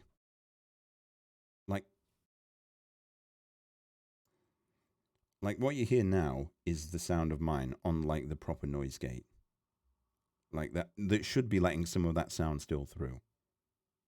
There's almost nothing there anyway. And buy a PC with a lot of fans. That helps. Ventilation is key if you have a PC. Right then. So, with all that said and done, we're now 2 hours in and at the halfway point. This one might be a little bit longer. So if you feel a brain drain, it's all right. I'll upload it to YouTube afterwards. If you need to get off or just have a break or just, re-examine every aspect of your life. So, had to turn on the right microphone source then. So now, I'm still hearing myself. Oh yeah, there we go. Okay, so now we've finally reached the end of part 1. A little longer than I expected, but I think I've covered just about everything there. So you've learned some shit. You have indeed learned some shit. And if you are feeling the brain drain, like I said, you can follow the rest on the YouTube. And if you are watching on the YouTube and you've been slamming through video after video, please take a break. Rather than rushing through and getting everything set up, it's more important that you understand what you're doing. That way, if anything ever goes wrong or seems weird, you have an idea of how to fix it. Whereas if you slam through it all so fast that you don't really learn it, you just follow it, it can not be as good if things go wrong. So we're going to have a break in a minute. But when we come back, we'll be talking about compression, secondary mic effects, which is going to be a lot of fun, but which might also break my PC, as well as mixing with the game and talking a little bit about fallback graphics, just in case something crashes, which will be pretty good.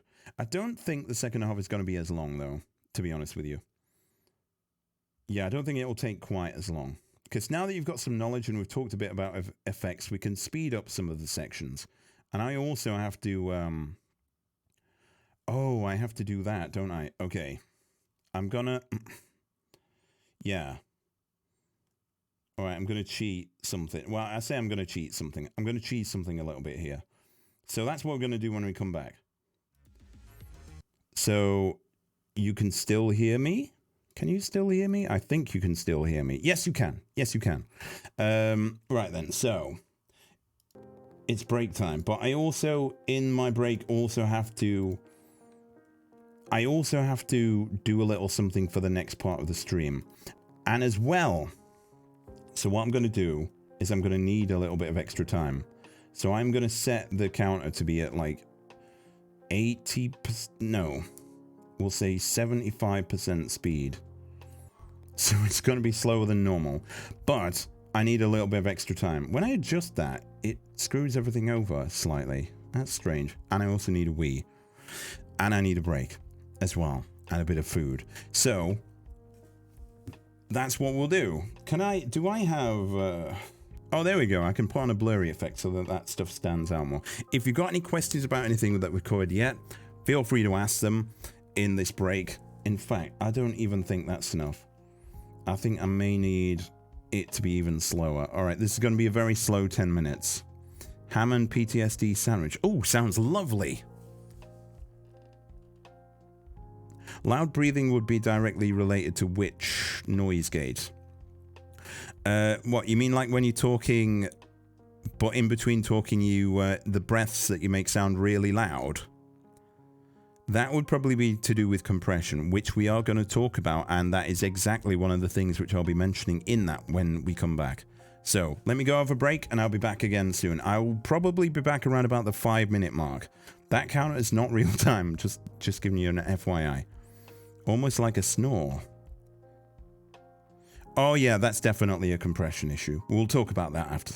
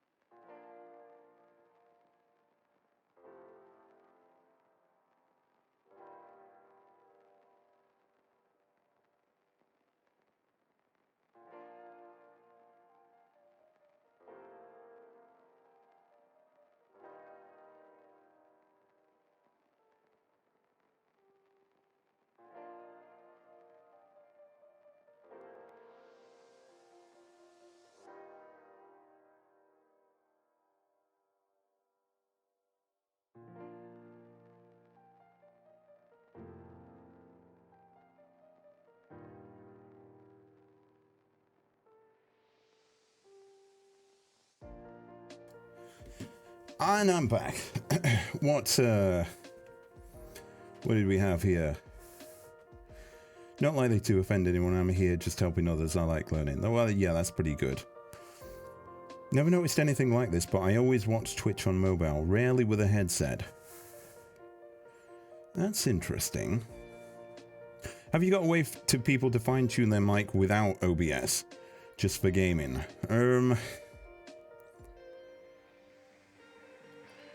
I've heard that you can use something called Voice Meter Banana, which I'll just quickly find their website. Voice Meter Banana. Oh yeah, it's spelled like that. Wait, do they have a... Okay, but I'm not a fan of the Voice Meter thing. I'll paste the link in the chat if you want to have a look at it. From what I've heard... How does Dr. BS stream without a headset? He maybe just has a really good acoustic room and he has his mic off somewhere. He's definitely gonna have a mic somewhere. But maybe he has like something up which deadens the sound. You'd have to ask him for more details, to be honest. But yeah, the Voice Meter Banana thing, I think, is where it like applies. It sets up your microphone as a separate thing, like a voice meter version of it, where you can put effects on that to tighten it up. But I've heard some bad things about how sometimes Voice Meter Banana just stops working for no reason, and you might not even know until people are like, yo, where have you gone? Where you at? Where it can sometimes cut out and you have to restart it, which is always a pain in the ass. But if you're just not streaming, then I suppose it's probably not too bad to do something like that. Yeah, just to restart it. Yeah, you'll have to ask him. Yeah, he doesn't have a microphone present. He maybe just has it just out of shot or maybe just above him. Maybe he's got something even more fancier than that. I'm not really sure. Right. Let me just have a quick review before we get going again. I should probably... Oh, I can't speed up the thing without... Can I? I can't... Yeah, because it's just going to restart. All right. Wow, that's going very fast. All right, then. Well, I'm back, so you should be. I can't... Oh, wait, no, I can. I could move this to be back over here, and then the time will tick down even faster. Right, let me just have a quick drink. Oh, that's an important thing to mention. Oh, I needed to... Oh, yeah.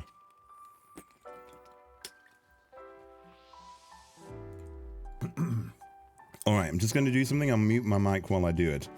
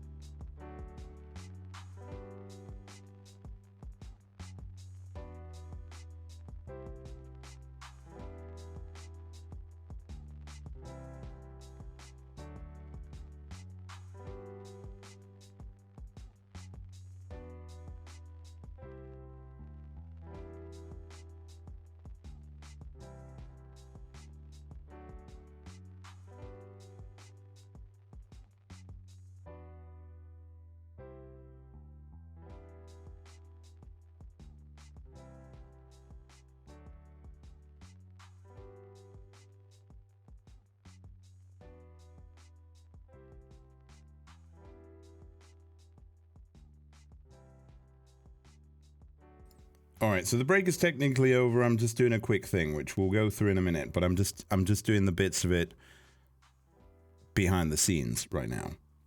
But you can watch with the blurry background.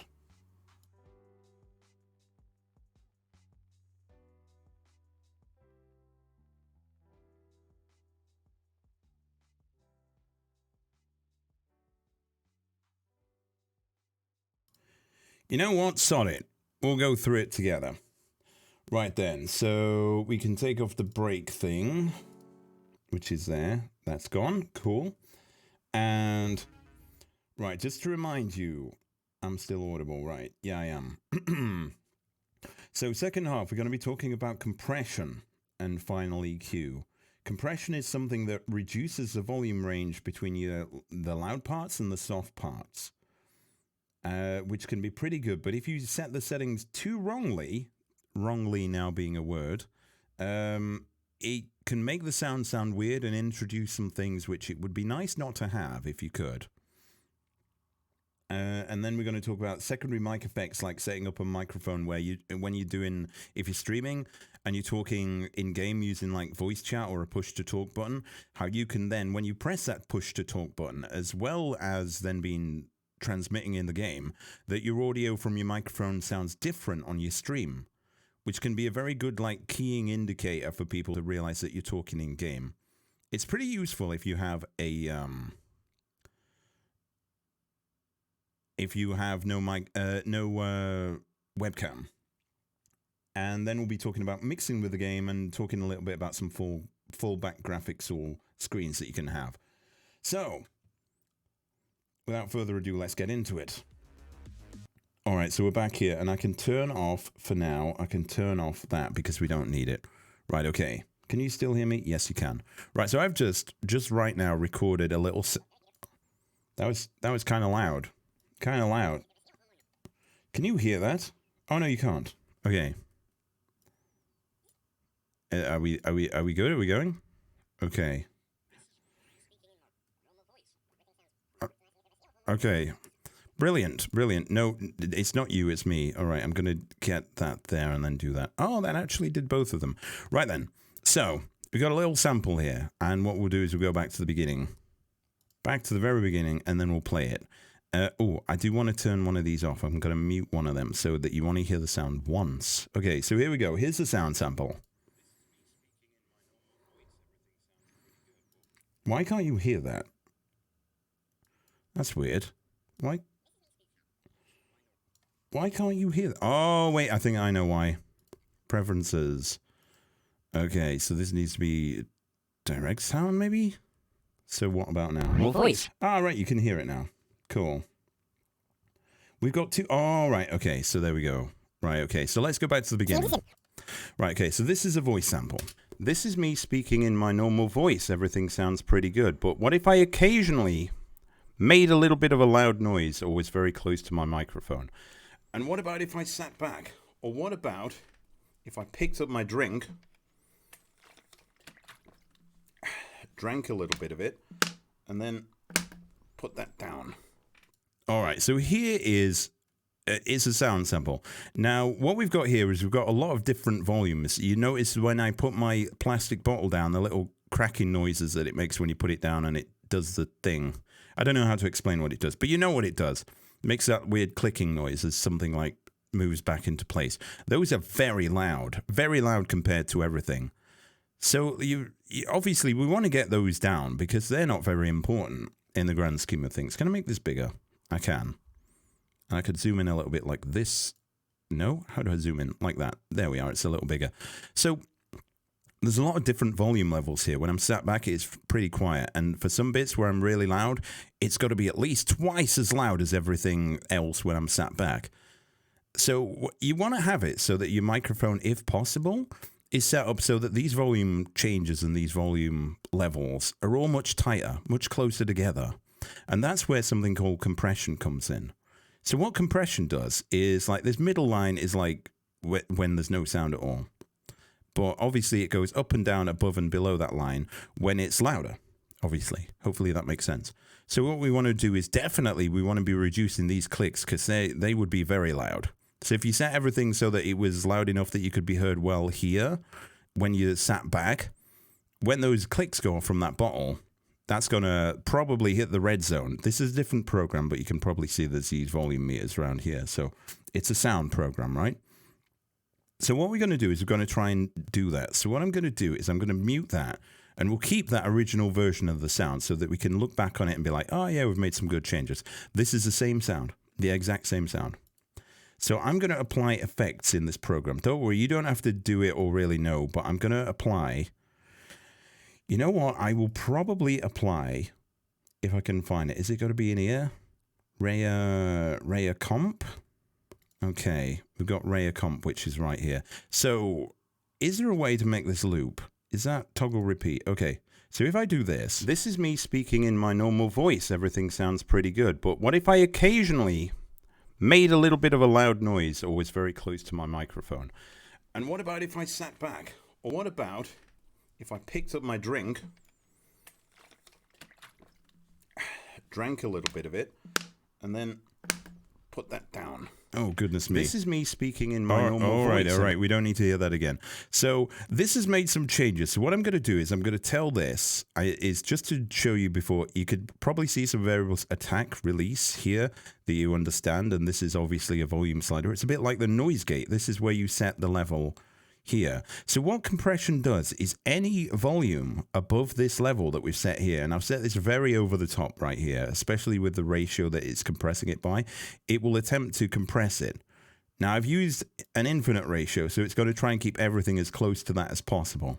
But the attack and release time, like how long it takes the effect to fade in and out, will also mean that it's not just going to be a flat line. But in this program, when you do effects, it puts the effects on, but it won't change this version of the sound. So what I'm going to do here is there's a take. Oh, God, where is it? Item processing. Apply track effects, because we put an effect there, and this is one of the tracks, this second bar down here. It's a track. So we are going to apply the things to the sound as a new take, which is going to make it's made it stereo, which I didn't want. Apply, this one will be the one that I want. Right, okay. So here what it's done is it's now giving us like the new sound and the original sound. So I'm gonna, can I just delete this? No, it deletes all of it. Okay. Take. Delete active take. Right, so now we've just got that here. So you'll already be seeing, you don't need me to tell you, if you've got eyes, that there's been some big changes in this sound. Like all the bits here are all pretty good. They're pretty much where we want them to be, more or less. But the sound over here, these little clicks are still getting through. And can I control Z? Please tell me I can control Z. Okay, I can control Z and get rid of them. And the reason that those clicks are still getting through, it's gone back to being the original sound now. The reason they're still getting through is because of this attack and release time. Those clicks are very sudden. They're like instantaneously loud noises, which happen. Well, they're not, but they almost like reach their peak almost straight away. So the attack time is how long it takes the compression to take effect. So if I was to set that to like 0 and then take the release time... leave the release time more or less as it is, actually. Why not? And do something like that. And also, I don't want to explain what the RMS size does, but I'm gonna turn that down as well. And then do the same thing again. Apply the take things, get rid of the original, just like we did a minute ago. Delete that one, so we've just got this. And now look at it. It's almost like a flat line. And those big peaks there, they've been caught. So that's good. So we've flattened out the sound like that. So that sounds pretty good, right? So if I do a thing, there's a thing where I go in here and I normalize the sound. -2 is probably too much, but I'll set it to like -9. Oh wait, no, that's not enough. Let's increase it even more. Apply. Even more. Even more, do it. All right, that'll do. So yeah, it's about the same kind of size now. And now if we give it a listen, what we'll have is this. This is me speaking in my normal voice. Everything sounds pretty good. But what if I occasionally made a little bit of a loud noise, always very close to my microphone? And what about if I sat back? Or what about if I picked up my drink, drank a little bit of it, and then put that down. This is me. Oh, yeah, it's going to loop. I didn't realize it was going to do that. I forgot I'd left that on. I'll turn that off. Right then. So it has, relatively speaking, it squashed the high ranges and the low ranges and everything together. And it sort of sounds all right because this volume is very controlled, but it has a few problems. And one of them is when I'm breathing. Like when I take a breath in, it's now much more obvious with this because what we did is we crushed everything down, right? So all of the really loud sound got quieter. And then we raised the volume. So when you raise the volume, you raise the volume of everything together. So we shaped it, then we expanded it a little bit. But the problem is, some of the sounds that I was making in the original clip that were below that, like a breath, is probably not very harsh. If I was to find one, there's one here, and we change it back over so we're listening to the original microphone. And what about if I sat back? Or what about if very close to, it's always very close to my microphone. And what about if I sat back? So that breath wasn't very loud there. But because we crushed everything, then raised everything up, we've also raised the volume level of the stuff that was underneath that threshold as well. So this compression is not good, but it just serves to demonstrate the theory of how it works. It's always very close to my microphone. And what about it? But that's kind of a problem. Now, you can use very expensive, believe me, I bought them, filters that can try to reduce the volume level of those breaths. They'll detect it as a breath and try and get rid of it. But they tend to sometimes screw up other parts of the sound. Or at least, maybe I'm just no good at setting them. But it's an extra step that you don't really want to give yourself. So what we've done here is good, but it's over the top.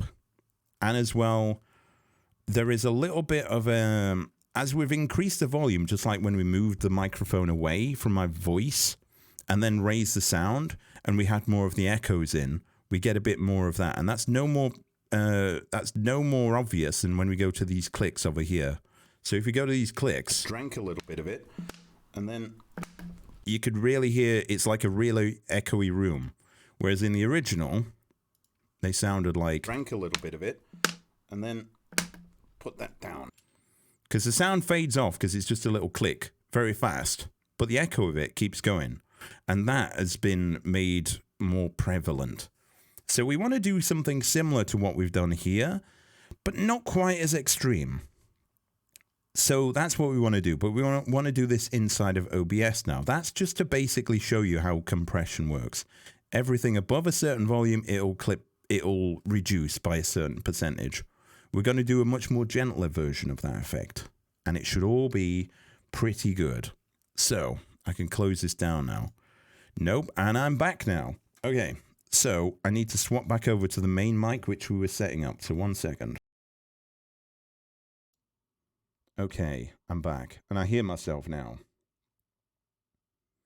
You will only be hearing me once. I hope you are. I hope it doesn't have that weird echoey effect, but that's pretty cool.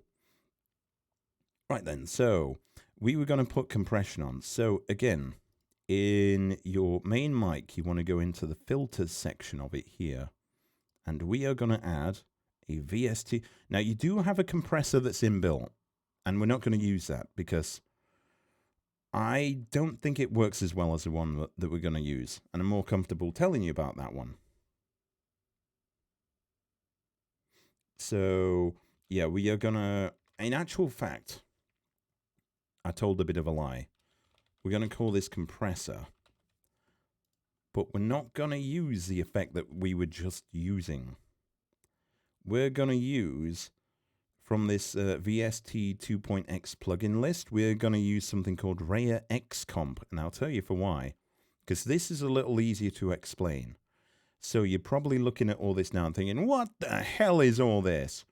So basically, this here, you've got these 3 little bars. This is 3 little sections of your voice. Really high sound, which is up here. Middle sound, which is around about here. And then really low sound, which is down here. So you've got these 4 little areas. I would say, if you click on this number 1 here, if you have a bit of a deep voice, that you maybe want to, this top frequency, set this down a little bit to about 154. If you don't, just leave it as what it is. It's all right. It won't make much difference. So this is going to do compression over those 4 regions individually. What we were just doing is doing all the compression in just over the whole sound together. So that can be good, but this gives a better result because you can fine-tune each of many you can add extra regions if you wanted them and add as many different ones as you wanted to. But I'm going to get rid of them because I didn't want to do that. Oh wait, can I Control Z on this? Damn it, I've kind of ruined it now. All right. Oh no. If I duplicate this compressor XComp, I'll call it, just to give it a different name. Yeah, okay. So when you duplicate an effect here, it makes a copy of the effect, but it doesn't store the same value. So I can now get rid of that one that I messed up, and it's gone. And we've got this here. Now this compressor has a wonderful thing called auto makeup gain. So when it compresses each of these zones, it will automatically try and raise the volume of them a little bit, which sounds like what we didn't want to happen, but this is going to do it in a much more intelligent way. So for instance, I'm going to lower the low frequency sections like this. So what it's doing is it's compressing that lower section range together, but as you can hear, it's not really making it too bad. It's still auto balancing it out, but I've set it down quite too far right there. So I can have it down a bit like that. And yeah, just automatically, each of these sections will have auto makeup gain on. So you can kind of lower them and it squeezes together that range of sound a little bit, which is what we want. But we still could have the problem. We still could have the problem where those sudden high clicks from like the, oh no, you can't see my face, so you don't know what I'm doing. Oh no, we got rid of the thing. Right. If this ever happens to you, if you ever move stuff around and then you've lost the plugin interface, you can't find it, well, you'd probably find it down here. It automatically goes to the back, or you could click close plugin interface and open, and it will open it on top again. So that's pretty good. So this isn't sounding too bad right now. It's sounding pretty good. Not too bad at all. But it does still have the little problem that there's possibly, if I was to get ready for it. Oh, yeah. You see that? Those loud sounds are still getting through. So what we're going to do is not use one compressor. We're going to use 2 compressors. In fact, we might even use 3. But this is sounding pretty good right now. If you wanted to fine-tune the amount of compression, because when you drag these bars down, it's just setting the threshold, right? So everything below that gets squashed. But because it auto-balances, it doesn't sound like it's getting quieter. But if you wanted to compress the range above that anymore for any reason, like for instance here, I could I'll use this one. This one will be better. And bring this down a bit more. And you have a ratio here. So I could just do this. But that tends to end up making that range harsher because it's squeezing it all together really tightly now, but then raising it up. So that's not ideal. And it sounded a bit like I was on the telephone, which is not what I'm going for right here. So that's that. But we do still have the problem of it's compressed the ranges just a little bit, as you can see here. In fact, something sounds wrong with it. Open the plugin interface. Open. Okay, is it crashed? Is it actually crashed? What's it doing? It'll open that plugin interface. It'll open that one now. Oh yeah, because I put that down like that. Okay, less is more. Remember that. Less is always more. And if you wanted to fine-tune like the volume level of any section, for instance, this section here still sounds a little bit harsh. You can adjust this gain slider here is the volume level for each section. Like, so each section has a different gain level. Just saying that. So I could just remove that altogether. I mean, that wouldn't be good, but I could. But I'm not going to, because that's a bit ridiculous. So already, like the voice, my microphone voice sounds better. And we haven't really put any drastic compression on it. But we do still have the problem that when I'm sat back, the volume level is kind of a bit less. But you'll notice here that when I'm sat back and I'm talking less here, that the volume level is only about minus 25 now. If I take this off and then sit back, and now talk in just the same manner, it's a little bit less. It's about minus 30. So it's adding a little bit of squeezing it together, but not much.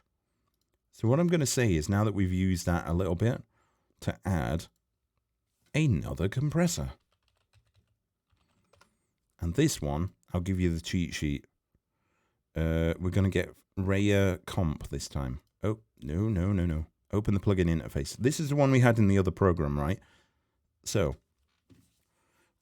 what I want to do now is I want to sit back and find out where this volume level is here when I'm sat back and I'm talking quietly, because that's what we want to do, is slightly compress everything above that, then shift it up to be a bit more loud, but not compress it a lot like we had in that other program, and then shift it up a lot, because otherwise it'll sound a bit weird. So when I sit back and I'm just talking quietly, we're about there. So I'm going to do something like have that about there. And then I am going to reduce the release time just a little bit, because it's just speaking. So we don't need a long release time on that, I believe. And then this ratio here, I'm just going to pull this slightly up, very, very slightly up like that. And yeah, 1.9 should be good. And everything else should be fine to just leave as it is. There is an auto makeup gain here you could use, but that then it tends to be a bit severe. So now it's really, really increasing the sound of everything, and it's not giving us much control. So when we've done that, it's lowered the overall sound volume. So to account for that, because we've squashed it a little bit, we want to do a bit of that raising. So I am actually going to raise the volume level by about 2. And again, it'll depend on where you're sat back and you're relaxed and you're testing, your voice falls on all of this, because it could fall quite low back. It could fall lower down. So don't look at the value that I've used. Listen to the theory. And I've just realized I've probably not been given much time while going through these for you to actually experiment and adjust, but you'll get there. I'm sure you'll get there.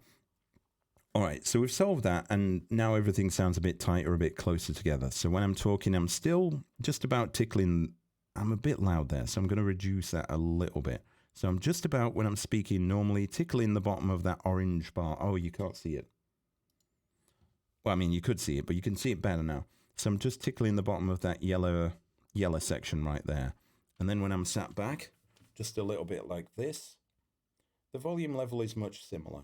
Actually, I'm going to go back for myself, and is it the noise gate proper here? I think this is set a little too high. So when I'm sat back like this, oh, that's probably better. I took it down a little bit, because it was starting, I could hear it just about sort of lowering my voice a little bit when I sat back sometime, and it was a bit weird. So now when I sit back, it's like this, and it's pretty good. And my volume level is still pretty high, which is awesome.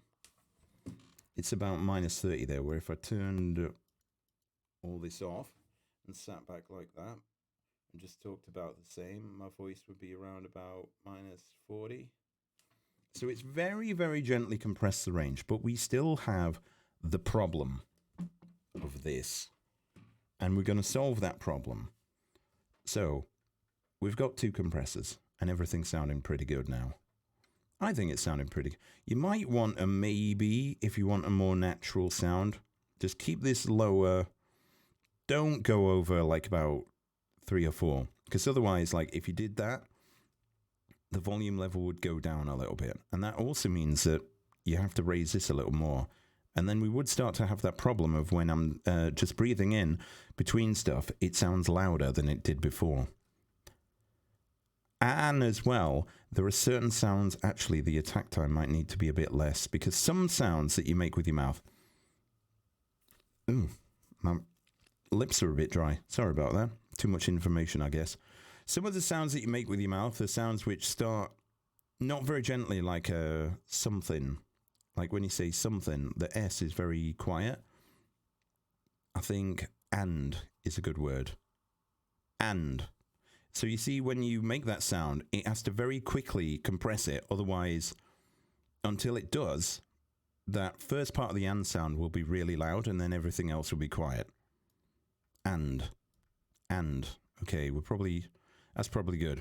So the one thing that we have left to do is make a duplicate of that compressor we just put in and call it Sudden Noise Destroyer. And this is basically going to be like what we had in that other program. You know, where it really clipped down those loud plastic sounds? It's going to be like that, but it's going to be just for those really, really sudden sounds that somehow get through before the compression kicks in. So if we see where I'm speaking here on this compressor right here, it's about here. But if I was to play with my plastic bottle, never thought I'd say that on stream, but there we go. Oh, it made a loud noise there. Did you hear it? Yeah, that almost got to the very top. So what we need to do is anything that's above this level here, completely and utterly destroy it. So it's crushed right down to about this level. Oh, excuse me, I did a little burp then. Be careful with this compression, because it can make some of the sounds that you don't think people can hear, such as little burps and other bodily noises. It can make them louder too, so be careful with how much compression you actually put on. But attack and release time I'm going to set to be like 1 millisecond here. And also, there's something called RMS size, which is, it's sort of like a bit of a delay in how fast it thinks changes are going to appear. So you want to set that to basically 0. But now you can see that when I'm talking, this little meter here, when it fills downwards like that, that's how much it's reducing the sound by. So actually, it's actually picking up some of my sound too, which is not so good. So what I wanted, because it's made, when I'm speaking really loudly, it started to make it a little bit harsh sounding, which doesn't sound very good. So I'm going to speak pretty loudly like here and make sure that it almost never fills up. Almost never. You see, when I said that almost, when you start saying that, is a sudden noise that you make with your mouth. So that will take a little time to get through the compression. But now it almost never will. But when I click the bottle,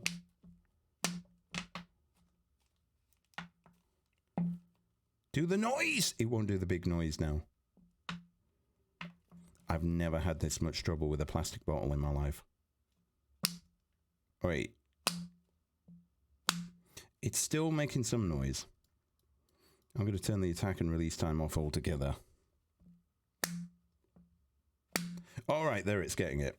So what you're saying is, because of the amount of compression you use, you have to actually put your mic straight to your bum to crop dust in the Discord.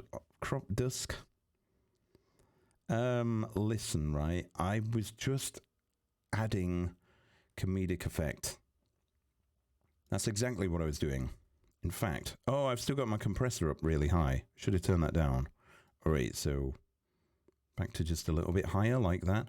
Oh, wait, because I've adjusted that now, that's going to mean that a lot more of my sound is maybe going through that. Oh, some of it is.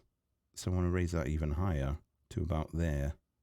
You don't want to crop it too much, otherwise it will start to sound a little over compressed. So be careful of that. But if I do the bottle now, okay, you saw for a second then that red bar in the middle filled up quite a lot. It's really catching them sounds. And if you look at the volume meter down here now, oh Jesus. So this is me normally talking. It's catching that completely. And those sudden, like, very small sounds like that don't last any time at all, it is, when it crops them, technically distorting them, but it doesn't matter too much.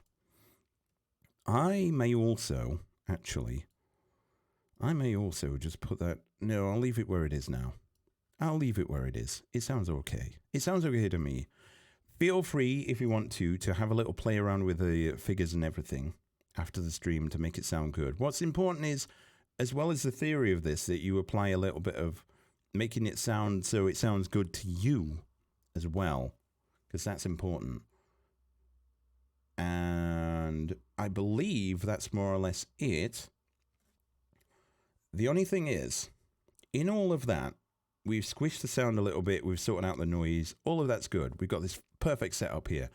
But when we squeezed everything together and raised it up a bit, one thing that's also been raised up is those harsh sounds again. They'll have come up again. So an easy way to get rid of that is to duplicate your initial EQ and call it final EQ. Like this. And so that's reduced some of those volume levels again that were causing, well, for my voice anyway, were pretty harsh. So I think that that sounds pretty good. Don't crap it at all, guys, okay? Yeah, I mean, maybe I'll crap it if I want to. You can't stop me. Anyhow. I'm just going to check if I've forgotten anything. Right, this next section can be a bit of a pain. But just to remind you of where we're at now. If I go into the right scene.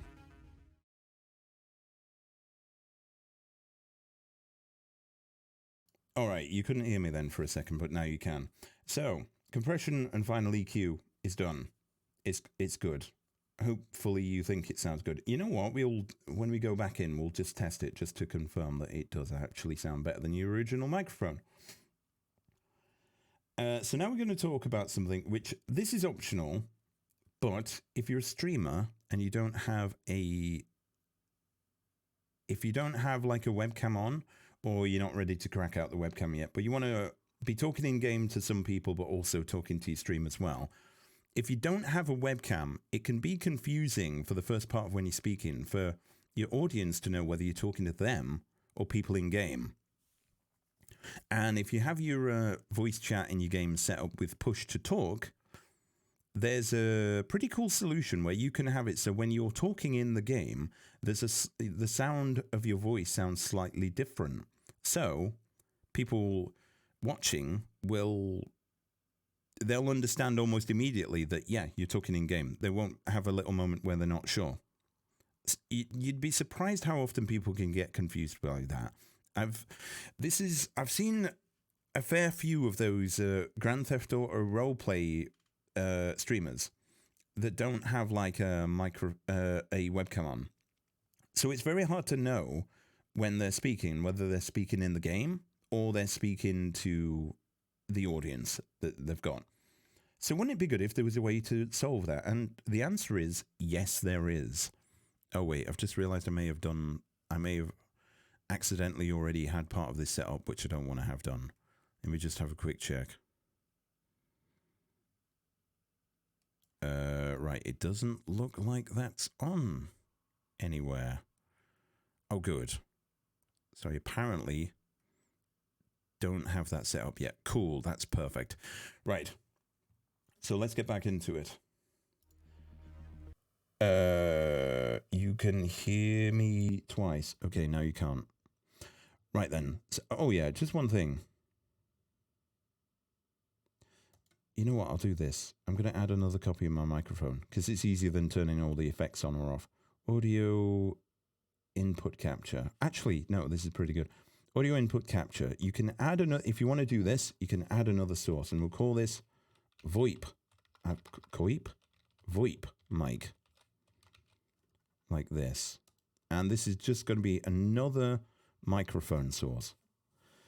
So, oh, you can't hear it yet. So, oh no, that's the main mic. The VoIP mic is down here. I'm going to set that to monitor only too. And I need to, solve that problem. There we go. Right then, so we've got my main mic. Oh, it's right over there. Video capture device, we can hide that. I'm not using that.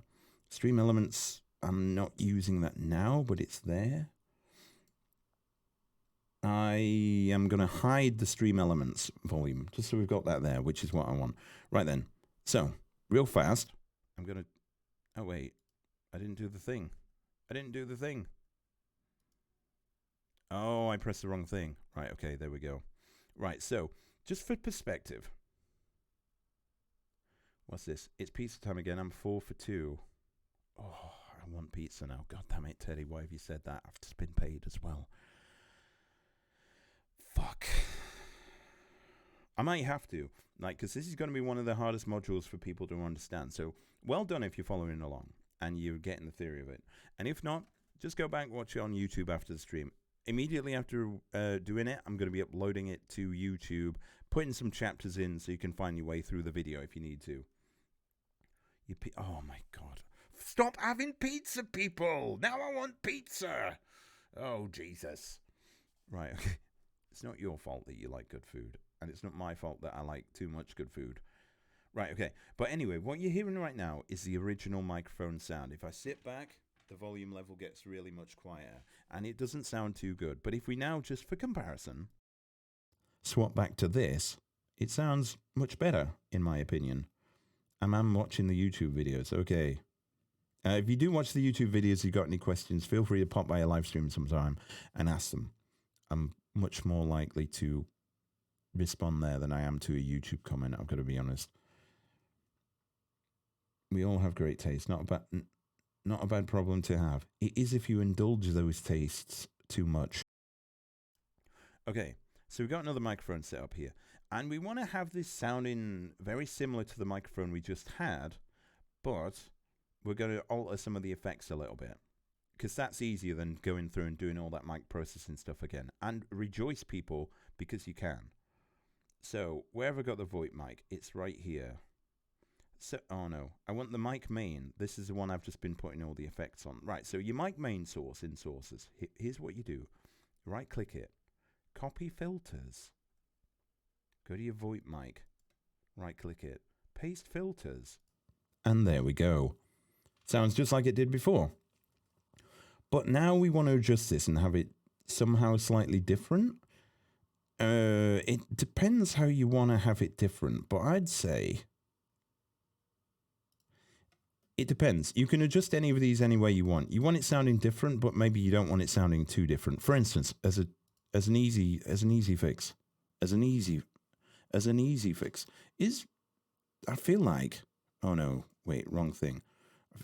I feel like, no, it's not really picking anything up there. That's strange.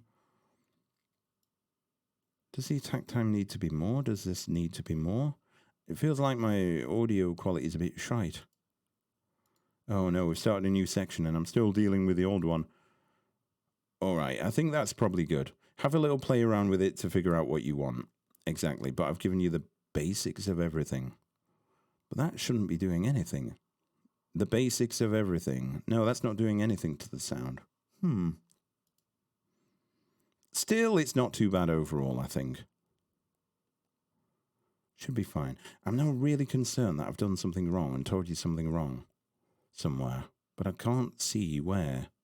Have a play around with it. Do a little bit of tweaking, do whatever you want to do. And I'll just roll with it for now, because it sounds better. It absolutely does sound better. So, for applying a different set of effects, let's just do the easiest thing in the world, shall we? Right, this initial EQ... No, actually, not the initial EQ, even though I've already adjusted it from... What was it before? I don't know what it was. But we're going to go to the final EQ, and this number one here, this high-pass filter, move this up like this. So now it sounds a bit like you're talking on the telephone. And that, we'll go with that for now. You can adjust the effects, make it not as obvious as this is in between this set of effects and this one. But the more obvious it is, the more easier people are going to pick up, oh, he's talking in-game now. Especially useful if you don't have a mic. And it's also a really cool effect anyway that I just have on for the lols because I can. Right then. So, I need to reduce this to be about the same volume, I believe. Excuse me. Sorry about that. I just had to get that out. Sorry about that. And that is another sound which is going to be picked up and made a bit more prevalent by compression. So for God's sake, turn your head to the side like I absolutely didn't do there. So, I have a feeling that if it does what it did last night when I was rehearsing all of this, Eleanor, 1988, thank you very much. Thank you very much. Welcome to the stream. Feel free to introduce yourself. Tell us what you're all about. But anyway, back to what we're doing. So what we want to do is we want to use hotkeys. But to set this up right, I'll tell you what. Just for now, I'll go back to this. So to set this up right, we need to, like I said before, this is something you use if you use push to talk in game. But actually, we've got 2 mic sources now. So when we press the button, one source has to mute and one source has to unmute. And you can do this inside of OBS Studio, and it's pretty fantastic. So you go to audio, and then if you scroll down here, there's lots of stuff. We don't care about any of that for now. In the hotkeys section here, you've got VoIP mic. Where is it? And then you've got main mic down here, very far away. So you want to have it so when you push a button, your main mic is muted. So basically, that's like push to mute rather than push to talk. So it does it until you press the button. And then at the same time, it swaps over to the other one. Main microphone. So we're going to enable push to mute on this. I'd say push to mute. This is a delay in how long it takes to fade out. And I'd say 20 milliseconds, probably good. And then up in the land of the VoIP mic, I'm going to say enable push to talk on this one. And again, give it the same delay. So they're both fading in and out at the same time over the same amount of time, which should be pretty cool. So we're going to click OK on that. So you've got to, this is one thing that you need to bear in mind though. If you do have VoIP mic and you want to set some up like this up, you have to use the same push to talk key in every game or the effect stops happening. Now for me, I use my mouse. Yeah, I can't quite pull it far enough there, but I use the side buttons on my mouse, which I think is pretty convenient. And I couldn't imagine not using that button anymore. So as well as having set that up, we've set it up so theoretically that will happen. Oh, I can't get out of this window now. But we haven't told it what button triggers that effect. So if you go into hotkeys, and I'm praying this works this time. Is it hotkeys? Yeah, I should know this. Right, okay. Let's filter this, because there's a lot of sources in this list now. If I put in mic, right, main, it's not this section. It's like push to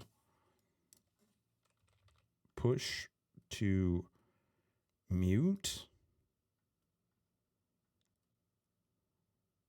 Oh, wait, no, that's a VoIP mic. Where's the main mic? Oh, it's up here. Right, okay.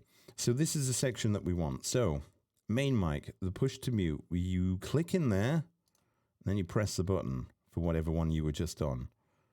And then I'm going to go down to VoIP mic and push to talk. This is an in-game mic, is going to be that same button. It will put a little triangle there saying, hey, this is also bound to another thing, but that's perfect. That's exactly what we want. So now, oh no, it is doing it. Right then, so now our main mic, which we should hear, we're not hearing because it's muted until we push the button. So now if I push the button, it swaps over to that effect, and you can now probably hear that there's a difference in the sound. So that's like that, and then you can move it back. I'm going to explain something which didn't happen, but it did happen to me when I tried this last night, and it took a long time to solve this. There is a chance when setting this up and doing the steps we've just done that one of your sound sources stops working, and it doesn't work at all. Even though it'll fill up the bar like it's there, but even though you've already got the thing set up where it's monitoring the output while you're testing it, you won't need to have this on in the live stream. But while you're doing it, there's a chance that it may break and you just don't hear it. And this drove me so mad last night. But how you solve that problem, if you have that problem, is you have to go into settings, go into audio, and the monitoring device here. This is where you set what sound device is going to be used for the monitoring when you're listening to it.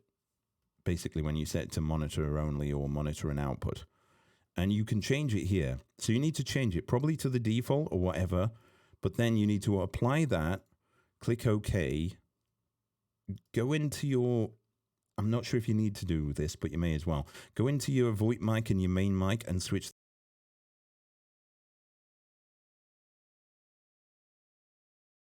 and switch those to monitor off. And then close out of OBS. What's this? Catch you soon. I'll watch the rest in the VOD. No problem, Duck Duck News. Thank you very much for stopping on by. I'll see you again soon. What was I saying now? He's put me off now. God damn it. Oh, yeah. Yeah, so unset those, close OBS, then reopen it, then go back into your settings, reset that monitoring device to be whatever it was before, click apply, and then turn them back on, and it should work. And it took me an hour to figure that out last night with the help of the internet. The wizards of the internet were helping me with that one. So if that does happen, that's how you fix it. But it hasn't worked for us. Oh, wait, I turned the monitoring off on that other source, didn't I? So now you've got yourself an in-game voice chat that people watching your stream will instantly know is about that. And that can be useful even if you do have a webcam, because you may like be in the habit of like when you're playing a game and into it that you're responding to chat, but you're not really looking at the webcam. As in saying, what you on about, chat? What are you talking about? You're talking nonsense. What are you doing? What are you doing with your life? But, yeah, so it can be helpful anyway. And I just think it's a really cool effect to just have on anyway. And that's how you got it set up. Bugger, I forgot to mention something before the break. We're about to do the section which is on mixing with the game. Now, I forgot to tell you last time, but to follow along with this, you need to have recorded a recording of yourself playing the game. But in case you don't have that, you can literally just do pack 2 in the chat. Well, I've just done it in the chat, and it will give you a link, which if you're watching on YouTube, I'll put in the description of the video, so you don't have to worry about it, for a video of me playing a game. And the game that I've chosen to play is Holdfast, which is my regular game. And it's also a very good one to have because it has big volume differences. Sometimes it's really quiet, but then sometimes loud noises go off. So we've filled up the main scene with all this nonsense. We've got overlay, we've got sound PC, we've got main mic, we've got VoIP mic. Can we tidy any of this up? Yeah, the answer is we can. So what I'm going to suggest, we've got 3 sound sources now. Yeah, we do have 3 sound sources. I'm going to suggest that you add a new scene. Right, I'll swap over to the other effects now, shall I? Right, so I'm not using the in-game thing anymore. And rename this scene to audio. Audio sources, like this. And what you're going to do now is just add in audio input capture, add existing. Can you add both of them? No, you have to add them one at a time. Oh, I'm back now. I'll turn that off. Right, okay. Add, and then do it again for the other source. Add existing VoIP mic, like that. And then also the system sound, which is an audio output capture. Add existing sound PC. And then we've got all those there. And the thing is, now I can get rid of these from here. I can add in a scene, which is audio sources, like that. And then I can get rid of the VoIP mic from there, like so. And I can get rid of the sound PC, because it's already in the other scene. It won't duplicate that sound source, but we've simplified the amount of stuff that's inside of here now. What do I have in there? Oh, that's my webcam and my thing, which don't need to be on. But they are on. In fact, they kind of need to be off for now because we're about to... Did I? Okay. So if you've downloaded that video, which I put in the Twitch chat right there, what you need to do is add media source, just here, and then local file and browse for it and find where you put that file. Where is it? It's at the top. I wanted to delete that source, which we didn't need. But I've already done that, so I've got it here. Oh boy, that's loud. Sorry, I should have told you it's going to be a jump scare. Right, okay. So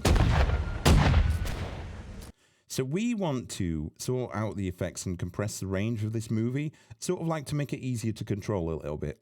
but we want it to be a gentle effect. But we are, just the same as we copied the filters over to the new mic, what we're going to do is we're going to use this movie, apply the audio effects to that movie, and then copy those effects when it's all set up and good, and put them on the sound PC source. We're playing some Holdy. No, here's one I made earlier, Territory. I've actually blurred it a little bit because the video isn't good quality. It's only a 20 megabyte file, if I remember correctly, because it's not about the visual quality, it's about the audio that's in it. So, this audio source has big differences in the quiet and the loud parts. I even went into the game volume, and some of the effects, like the cannon effects, made them louder to give more of a range to everything, as you'll see in a minute when one goes off. Which it will eventually. Anytime now. Okay, yeah, so those were very much louder. So this is the same problem as with the microphone.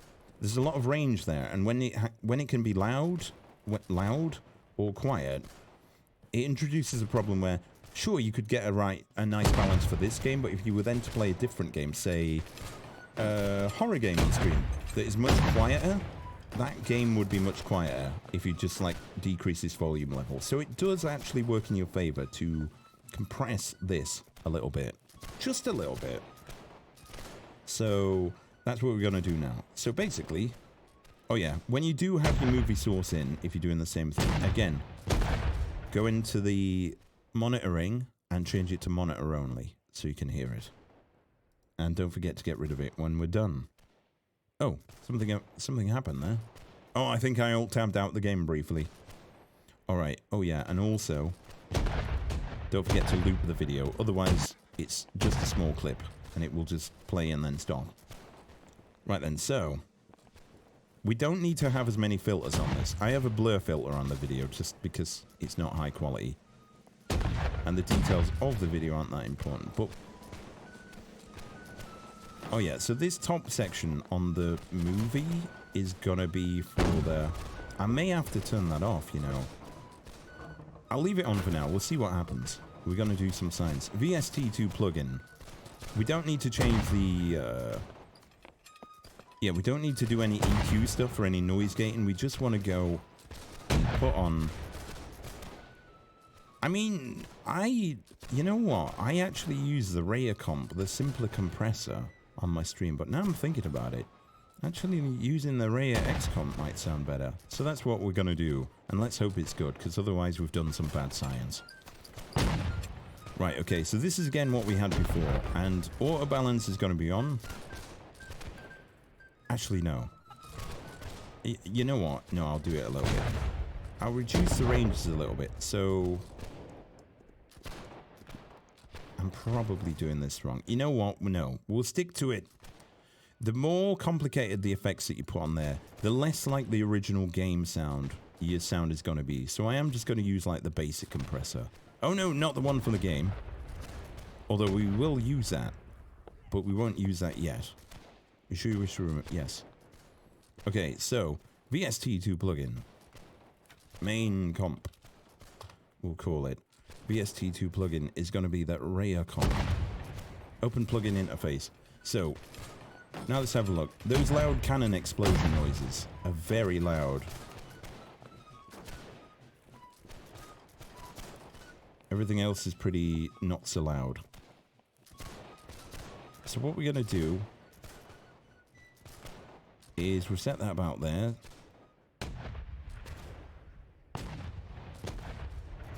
And I can already tell that those sounds aren't as loud.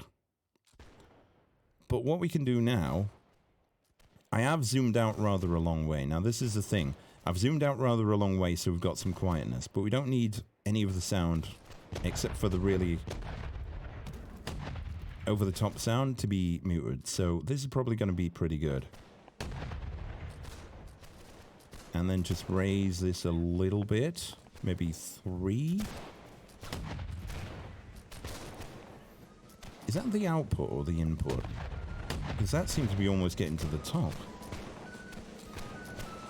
All right, maybe reduce that a little bit like that.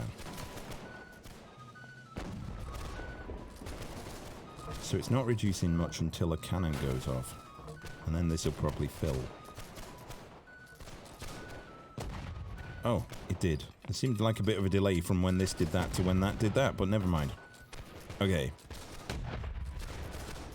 So that has probably just about sorted everything out there. There is one other thing, which is similar. Like, we've applied a little bit of compression just to adjust the range of those sounds a little bit. Mostly those really, really, really loud sounds that I had on. But everything else is still pretty cool. But one other thing we want to do, and that is to use that other compressor that I said. So we're going to click the plus, and we're going to use this compressor. And I'll tell you for why. Is because this compressor has a very special feature called side chain ducking. And you can set a source for this. So we're going to set this to the mic main, which is like this. Now you won't notice anything happening. What I'm going to do is I'm going to change the attack and release time, which is going to mean whatever the effect is, it's instantaneous. And I'm going to set this threshold down a lot to like here. And the ratio, I'll set that to like 32. So we've gone really over the top right here. But the thing is now, alright, the attack and release time shouldn't be quite that low, actually. It's causing some kind of like little weird effects just after I finish speaking. But now, when I am speaking, the game sound has been crushed down to a very low amount. And it takes a little while to come back in. Actually, the release time should be a bit longer, I think. And we've zoomed out, so everything's really quiet now. The video is about to loop back round. I'll give it a hand. There we go. So now back in the thick of the action. Now, this might seem like it's a really cool effect, but the problem now is, although you can hear my voice clearly, because it mutes the game audio when I'm speaking, but you can't hear the game at all when I'm speaking. And this is where some people get a bit, maybe choose sort of incorrect settings on the game sound, on the ducking sound, on the game sound. Because really you want the effect to be sort of like what it is now, but not as much. So I would say your ratio, you want to set that down to maybe about 2 should be good. And hold on, let me just, oh no, everything's fine. And the threshold, make this something more reasonable. When the sound gets loud, it gets up to about 25 to 20. So I want to set it so that anything that's above maybe about minus 26, which would be about, well, let's make it lower. Anything above 32 decibels, which is here, when I'm speaking, will be squashed by half. It doesn't get much higher than that anyway. So that's probably going to reduce the sound to about there, really. So you can still hear the game sound when I'm doing stuff. And feel free to tweak this to whatever setting you desire. Less compression is better. Oh, but bear in mind that you probably also have to, whatever settings you use here, you have to make a duplicate when you're happy with it. And do it, leave everything the same, but then just change it to your VoIP mic. So then it reacts to your VoIP mic as well. So that's pretty interesting. And then this is, in a nutshell, this is exactly, well, not identically, but this is the entire way that I have my actual game audio set up.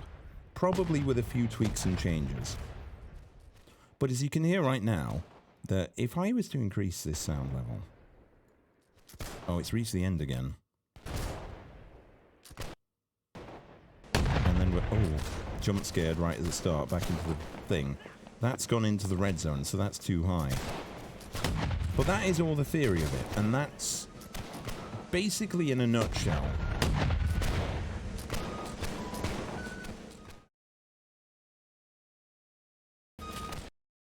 In a nutshell, sorry, I had to just take a moment there to rearrange my sound. that's more or less everything. That's more or less everything to do with the audio setup. So if you followed along on the YouTube or even live and you've got effects sorted out for yourself now, or you've just enjoyed watching me go through it, then you're good to go. You are very, very much good to go. And it has been a little technical and a bit of long-winded explanations here and there, for which I apologize. But it was important to give you the theory, because I can't just give you numbers and settings. I can't just give you numbers and settings. Yeah, set this to this, set this to this, set this to this, because it might not work as well for your voice. But there is one little thing, and this is just a quick thing. This is going to be really fast, actually. So fast it almost won't have any kind of chapter marker on the thing. But let's get into it. Oh, wait. No, I need to be up here. So, we actually have the video here.